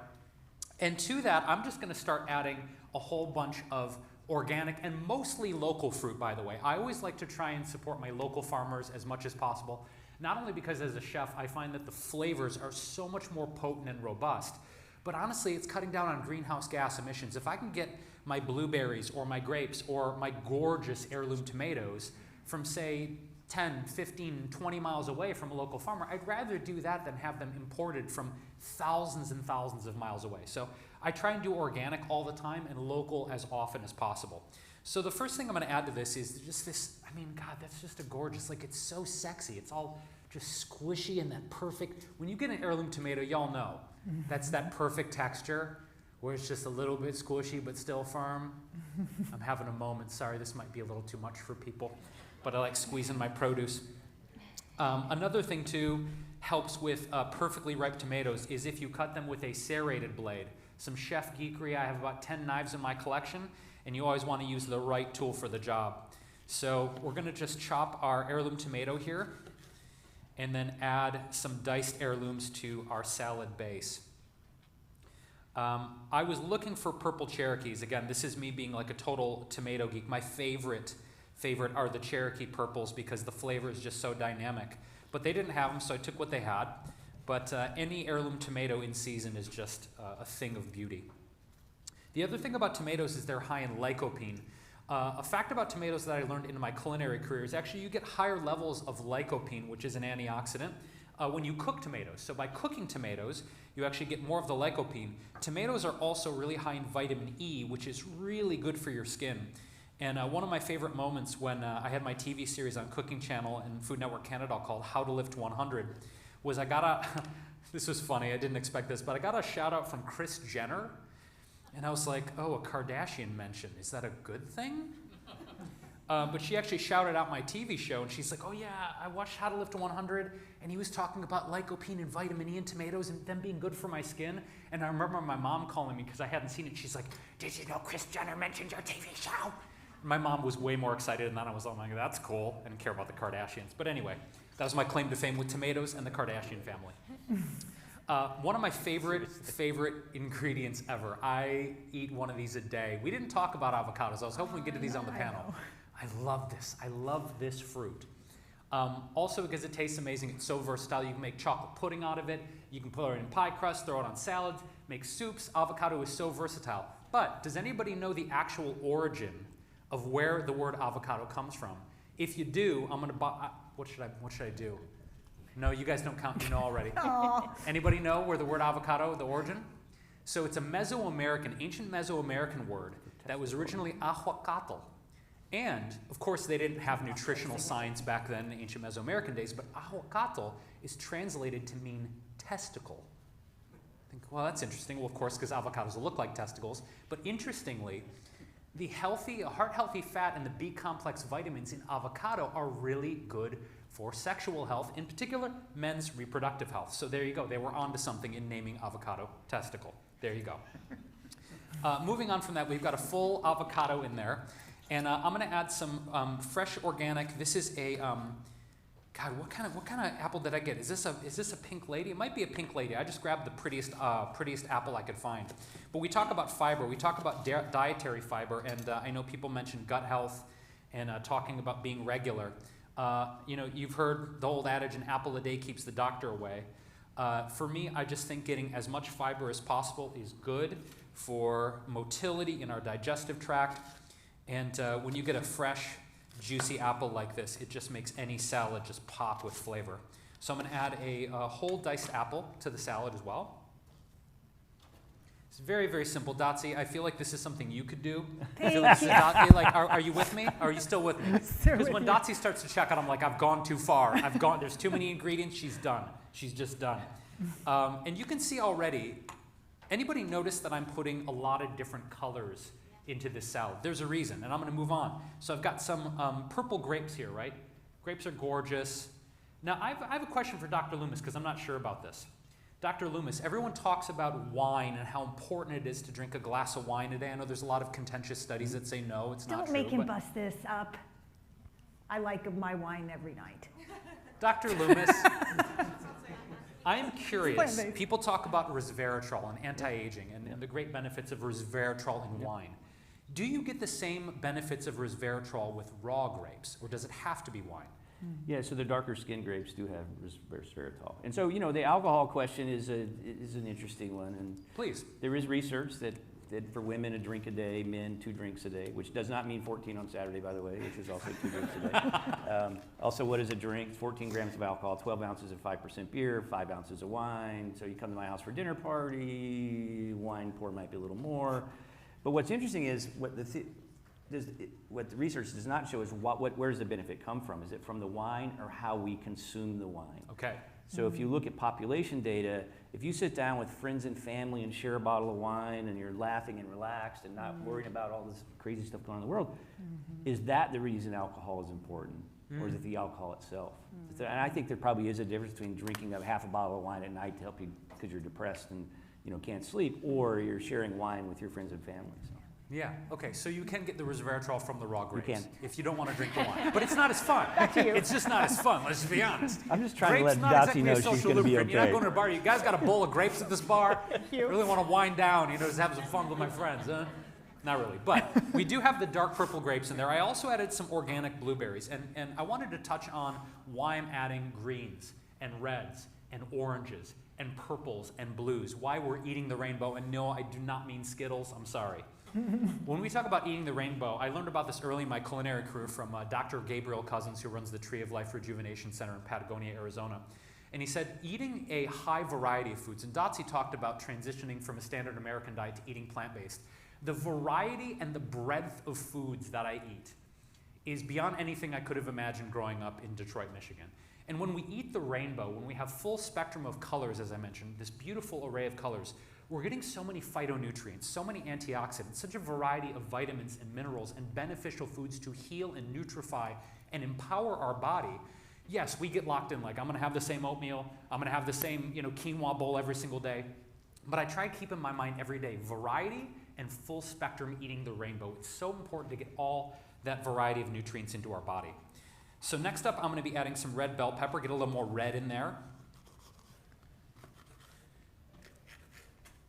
And I also think, eating at your local farmer's market too, there are things that I've been exposed to at the farmer's market that I didn't even know existed. I mean, when I came out to California, I remember seeing kohlrabi for the first time, and I was like, what's kohlrabi? I didn't even know what to do with it. And as a chef, I love those kind of challenges because it forces me to get outside my box and try new things. So I'm like, okay, kohlrabi, what can I do with it? I can make fritters out of it. So I remember the first time I made sweet potato kohlrabi fritters with a plant-based coconut yogurt. It was like a tzatziki sauce on top. I was like, oh, that's what you do with kohlrabi. So I just love going to the farmer's market, finding new stuff, and broadening my horizons as a chef, and sharing that knowledge with people. So I'm gonna chop up a carrot real quick, and then I think our salad base is gonna be pretty close to being complete. And as I mentioned, we're gonna move on to making a fresh strawberry vinaigrette dressing next, and then also some grilled peaches with a balsamic glaze. So I think I'm hitting my marks pretty well here. Also growing up in Detroit, I know there was the question about what do we do with family and sort of the mental aspects of this. I learned pretty on that being in such a food-forward family. Again, Puerto Rican Spanish on my dad's side, which was very much like you're only gonna eat plants. What do you know? It's like brown culture. They're like, no, you gotta have your pork, you gotta have your mofongo, you gotta have your seafood. So, my family was really resistant at the beginning, except for my mom. My mom was, she passed away recently, actually, and she has always been my biggest supporter my entire life. And she was the first person in my family to go on board. Actually, 4 months after I went fully plant-based and vegan, she said, you know what, I'm gonna do this too. So she was plant-based for 25 years before she passed. But pretty soon after, the rest of my family got on board. And you know why they got on board? They got on board because I was starting to make food that felt comforting to them. I started to make food that at holiday gatherings, They didn't feel like they were being deprived. And I feel like a lot of the things that prevent people mentally from making the switch are the fear of ostracization, fear of being left out or othered from their family or their community, and also fear of missing out, the FOMO aspect. But yeah, but what am I gonna do? I want my empanadas, man. I want my mofongo. You're not gonna take that away from me. Don't take that away from me. So again, it's been my mission to try and make foods that are good or even better than the original version so people can feel included, they don't feel ostracized, and they can feel with whatever their culture, their ethnicity, their family dynamic, they feel like they're participating, because no one likes to feel left out. No one does. That's a very primal thing, right? You feel left out. It's like the tribe's kicking you out into the forest on your own. You're probably going to get eaten by a saber-toothed tiger. Nobody wants to get eaten by a saber-toothed tiger. Maybe a shark, but not a saber-toothed tiger. Anyway, that was weird. Okay, moving on. So we've got our salad base. I'm going to add some fresh mint leaves as well, just to give it a little pop of flavor. And this is gorgeous. I don't know if I can, I wish we had an overhead camera, because if you guys could see how beautiful this is already, you'd be like, okay, okay. So we've got our fresh mint. Let me take a whiff here. Oh my God. If anybody wants to bum rush the stage afterward, I will not prevent you from doing so. That usually happens at demos. They're like, but I want the salad. Okay, so we're moving on to our dressing. We got a strawberry chia seed vinaigrette. I'm going to start with a quarter cup of water here. 5 minutes? Ooh, 5 minutes. Can he pull it? Can he pull it off? Just shut up and cook, Jason. Just shut up and cook. Pretty. We've got our sponsor, Natalie's Organic Orange Juice. I always like to add a little bit of acid here. I'm going to do a quarter cup of orange juice as well. It's beautiful. By the way, if y'all don't have a high-speed blender, a Vitamix or a Blendtec, it will change your entire life. It was one of the first pieces of equipment I got when I graduated culinary school, and I've had it for 17 years of my career. That $15 Oster blender from Target, it ain't gonna cut it anymore, guys. You gotta invest. I swear, you can make anything in this thing. We talked about olive oil earlier. I am not on the zero oil train, and here's why I'm not on the zero oil train. I like the versatility of oils in moderation in my recipes, and furthermore, I'm very interested in Dan Buettner's work around the blue zones. If you guys want to talk about longevity, which Robert mentioned, Dan Buettner's done a lot of really interesting studies over the years looking at centenarians around the world who are the longest lived people of 100 and above, who are living healthy, active lifestyles, not decrepit 100, thriving at 100 and beyond. And if you look at those cultures, none of them are oil-free. Now, they're not eating a megalithic amount of oil, but you look at the Okinawans, the people in Sardinia, the people in Loma Linda, California. They are doing things in moderation, and they're eating mostly plants. There are other factors to the Blue Zones diet, but that's kind of the reason why I don't eschew oil, but I always try to get an organic, cold-pressed oil as often as possible, the highest quality oil I can find. After the oil, I'm going to add some crushed strawberry vinegar. Now, this is fancy pants chef vinegar. You know, where'd I get crushed strawberry vinegar? J-Ro. Well, you can use apple cider vinegar. You can use a coconut vinegar. You don't have to be Mr. Fancy Pants like me. But I'm going to add about a half cup of the strawberry vinegar. And then as far as a sweetener, you don't have to use agave nectar. You could use coconut nectar. You could use maple syrup. But if you do use maple syrup, it's going to taste mapley, so it might not be the right thing. But we're going to go ahead and add a couple tablespoons of agave nectar to this, because we don't need to go crazy. The strawberries are going to really give it the flavor. And then one of my favorite low glycemic sweeteners is unrefined coconut sugar. If anybody's watching their sugar intake, you can add a little bit of coconut sugar to your recipes, and it doesn't spike your blood sugar as much as white sugar does. I never use white sugar. I always use as natural of a sugar as possible. So I'm going to add a tablespoon of the coconut sugar in there. I'm also going to add a tablespoon of chia seeds. Chia seeds are high in omega-3 fatty acids, really good for heart health. They're high in dietary fiber. And also, speaking of ancient Mesoamerican cultures, they're athletes and warriors. Before they would go to battle or compete in the games in Mayan and Aztec culture, they'd actually take chia seeds, stuff them in their cheek pouch to release sustained energy throughout the day. So chia seeds are a huge source of energy.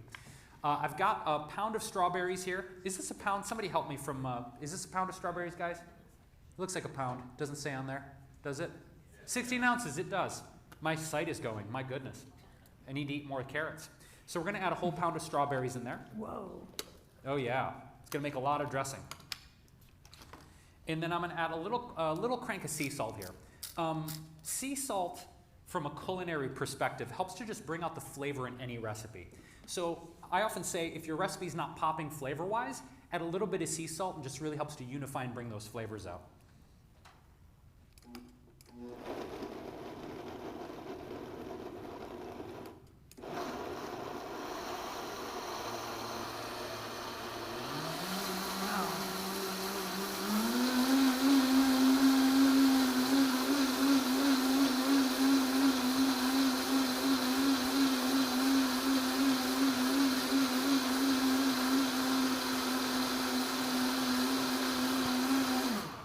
beautiful.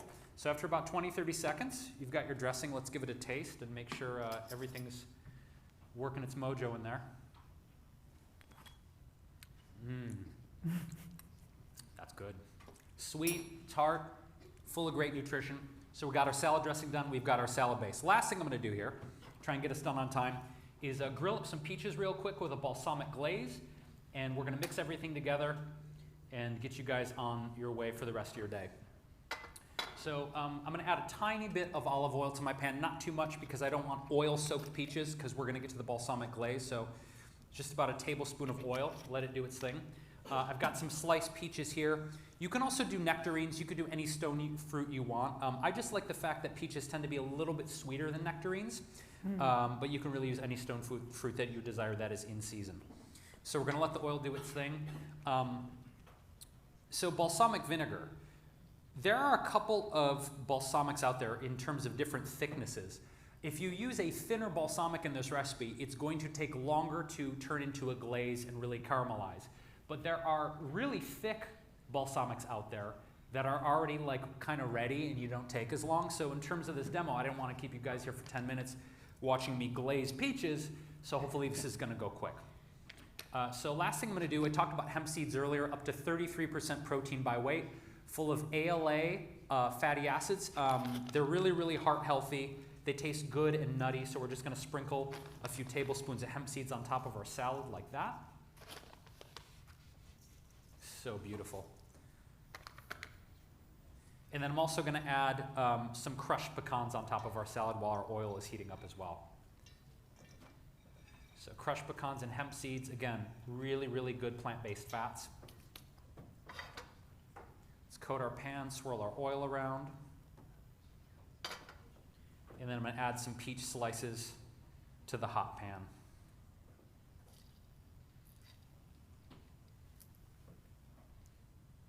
How's the food at the hotel, by the way, guys? Did anybody eat at the restaurant last night? Good stuff? Decent? You guys are really shy. It's okay. I don't bite unless you ask me to. Not as good as yours. Not as good as mine? Oh, thank you. Well, you haven't even tried it yet. I mean, it looks pretty, but you don't know how it tastes. I did have a beet salad and a hummus platter, and I had lion's mane mushrooms as one of the sponsor. Wait, here at the hotel? Yeah, they just had I mean, they're making on the it menu? with like a cheese thing, so you have to say no, just the lion's I mane by themselves. I was going to talk yeah, about I put lion's those mane in our on the panel. salad. I know. We didn't get to so much. Mushrooms. So I'm a huge fan of mushrooms. I didn't put any mushrooms in the salad because it would have been weird. But I love mushrooms. They're one of my favorite foods. And lion's mane is my favorite mushroom right now because it's this big, fluffy, fuzzy mushroom that you can actually press into a steak in a frying pan and then marinate it with a barbecue sauce, a smokehouse barbecue. You can do a lemon pepper dressing. And when you slice it up, it actually has the consistency of like a steak. It's incredible. Where are my giant, they gave me the longest tongs in the world. So kidding. If you have a fear of hot pans, get yourself a pair of 3-foot tongs. You can flip them from a distance. It's good. I like to be more intimate with my food, so we're gonna get in there and not be afraid of the peaches. Shorter tongs would have been better, but that's okay. We're gonna do what we're working with. But lion's mane mushrooms, there's been some interesting studies in terms of lion's mane and brain health that eating lion's mane mushrooms can actually start the process of neurogenesis with brain cells, which is interesting because I remember growing up and hearing things like, well, you can't regenerate brain cells. But actually the research that's going on, if you guys want to Google lion's mane mushroom neurogenesis and brain health, it's really, really fascinating what they're finding. So I try and eat lion's mane mushroom at least once a week because there's a mushroom guy at my farmer's market that has just sexy, big, fluffy lion's mane. I press it into steaks, turn it into fajitas. So good. Actually, the dudes that are really crushing it on mushrooms right now are two of my good friends, Chad Sarno and Derek Sarno. They've got a YouTube channel called Wicked Healthy because they're from the East Coast. You know, everything's wicked, bro. So, so check out their mushroom recipes because they have the best mushroom recipes in the world. It's so good. Okay, so we're gonna let this go. Like I could let this cook down for another 10 minutes, but you guys get the idea. You know, we don't have to have this perfectly cooked. It's a food demo. So I'm gonna add my balsamic to the pan. Let these glaze for probably about 3 minutes. Oh, this smells so good. You guys smell this? Yeah, You get whiffs. Yes. Big time. Whiffs. Okay. Okay, so we'll let the balsamic do its thing. I'm gonna have a swig of orange juice. I used to do this with wine, Doc, but I don't anymore because as a chef, if you drink wine throughout your recipe, sometimes at the end of the recipe, it doesn't turn out exactly how you planned, if you get my drift. It's fun though. That's good, OJ. What are y'all's favorite foods right now? I talk about mushrooms. Let's go back to the panel. Dots, what's like your number one thing? What are you like totally passionate about in terms of food right now? Is there a single ingredient you feel stoked about? I'm digging the lion's mane, like you said, because I like my farmer's market too. But my little at night snack treat, I used to do dark chocolate every night. Used to. And now I am into frozen blueberries, and I will eat like 2 pints. And you it's eat them just frozen. Like, it's like a little, it's like a little treat. Yeah, and you just go to bed all antioxidant out, and you just feel amazing when you wake up. Oh, yeah. that's dope. I'm eating a lot of frozen blueberries right now. Okay, Dr. Loomis, what's your go-to? So right I've been now? doing some foraging lately in the Rock Creek Park stuff. So chanterelles are in. So I just foraged a bunch of chanterelles last weekend. I made some gnocchi, fresh gnocchi with a cashew chanterelle cream sauce. Ooh. Dude, I didn't know you got any Dude, what? Oh, You yeah. want me to come cook for you? So I've been doing a lot of gnocchi mushrooms from scratch. Yeah, I've been doing a lot of mushrooms here lately as well. Damn. Okay, Ella. Yeah. Follow that one up. Oh no, I don't ask me to follow that one. I'm like Dotsie. I'm like 10 minutes. If it takes longer than that, I'm out.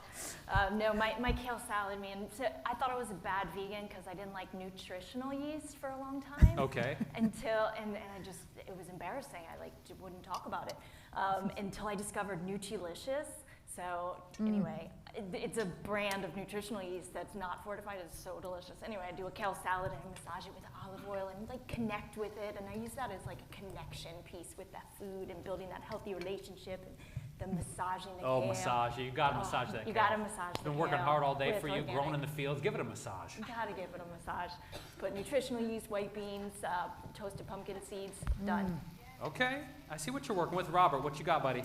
Well, I don't even know how to spell gnocchi, but for me, growing up on the farm, I had this nostalgic, sentimental feeling towards cherries. I mean, I love cherry season. I will sometimes fly back. I live in northern Colorado now. I will fly back to Oregon just for cherry season. My neighbor had about 50 trees. We only had 1 or 2. So I'm loving that. I love stone fruit. I think, aside from mangosteen, which I get in Southeast Asia, when traveling there, I think stone fruit is as good as it gets, and this time of year is fantastic. So I'm big on this, the seasonal fresh produce, and that's really what fuels my pre-workout, post-workout. Like that's really like what I do. Dig that. I love it. D, what you got, man? Yeah, I've been, like I said, doing this fasting thing. So the biggest thing for me is trying to feel full, and not overeating in my little eating window. So I've been doing a lot of lentils lately. It gives me like this feeling of satiation and feeling of fullness, and then I'll just eat peanut butter out the jar. So there we go. That's my man. That's my man. That's my man. I discovered sunflower butter recently, and my God, I am eating like. I look and I'm like, oh, how many tablespoons of fat? How many times? How many? Who cares? It's all right. It's all right. Forget about it. Forget about it. So what I'm gonna do? The peaches are looking good, y'all. So I'm gonna drizzle the strawberry vinaigrette on top of our fresh salad here. Not too much because we don't want to drown the salad. And then what I'm gonna do is grab these look at these gorgeous bowls. When they brought these out, I was like, y'all fancy. Okay. And I'm gonna take a handful of this salad here. I'm gonna plate it into our bowl, and then I'm gonna get those peaches, get them going here. And then we will be complete, my friends. And again, if the panel or anyone else wants to bum rush and grab some bowls of salad, I will not be stopping you. By the way, if there's any good karaoke in Monterey, let me know. I'm kind of on a karaoke tear right now. I just got back from Copenhagen, and there was so much good music there. So any good karaoke bars in Monterey that we know of? No? Anybody? Any requests now? I was singing Elvis earlier. You guys in the hotel tonight? You guys in the hotel? You guys in the? Yeah, I should just set up in the hotel, shouldn't I? Oh shoot. Okay, so we've got to. You know what I'm going to do? Instead of ripping these apart, I'm going to go ahead and I'm going to use this knife to get these peaches off because those tongs are not doing it for me. So I'm going to just lay the grilled peaches on top here. And Jason, before we go, I want to make sure to tell you all that and I'm speaking for everybody again, but I think it's okay because literally one of all of our top 3 things to do in the world is to just help people on their journey. We just love on people with just, you know, and all the, any information, compassion, help, anything that you need. Jason's book is Eternity. Thank you. If you like how that's looked, oh my gosh. I have a podcast called Switch for Good. You have the Dotsie Chef on YouTube. Yep. Ella has Rise and Thrive podcast. Robert has the Plant-Based Athlete. Tell me Charity's name of your book. Charity's book name. Unbelievably Vegan. There we go, Unbelievably Vegan, which is all of them are on Amazon, except for podcasts. You get those where you get podcasts. And YouTube. So, yes, yeah, that's true, and YouTube too. So if we can help, if you want to connect with us in any way, then do it through those vehicles, easy peasy. But thanks for hanging with us. We really love being with y'all. Thank you. Voila. So, voila, easy.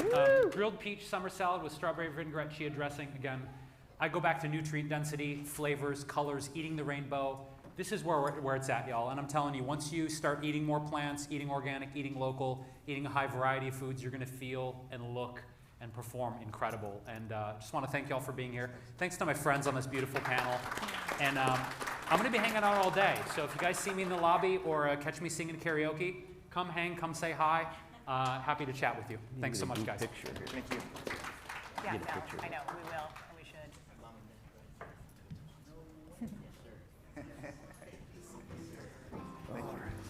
Oh, it's cold. That made me hungry. I know, right?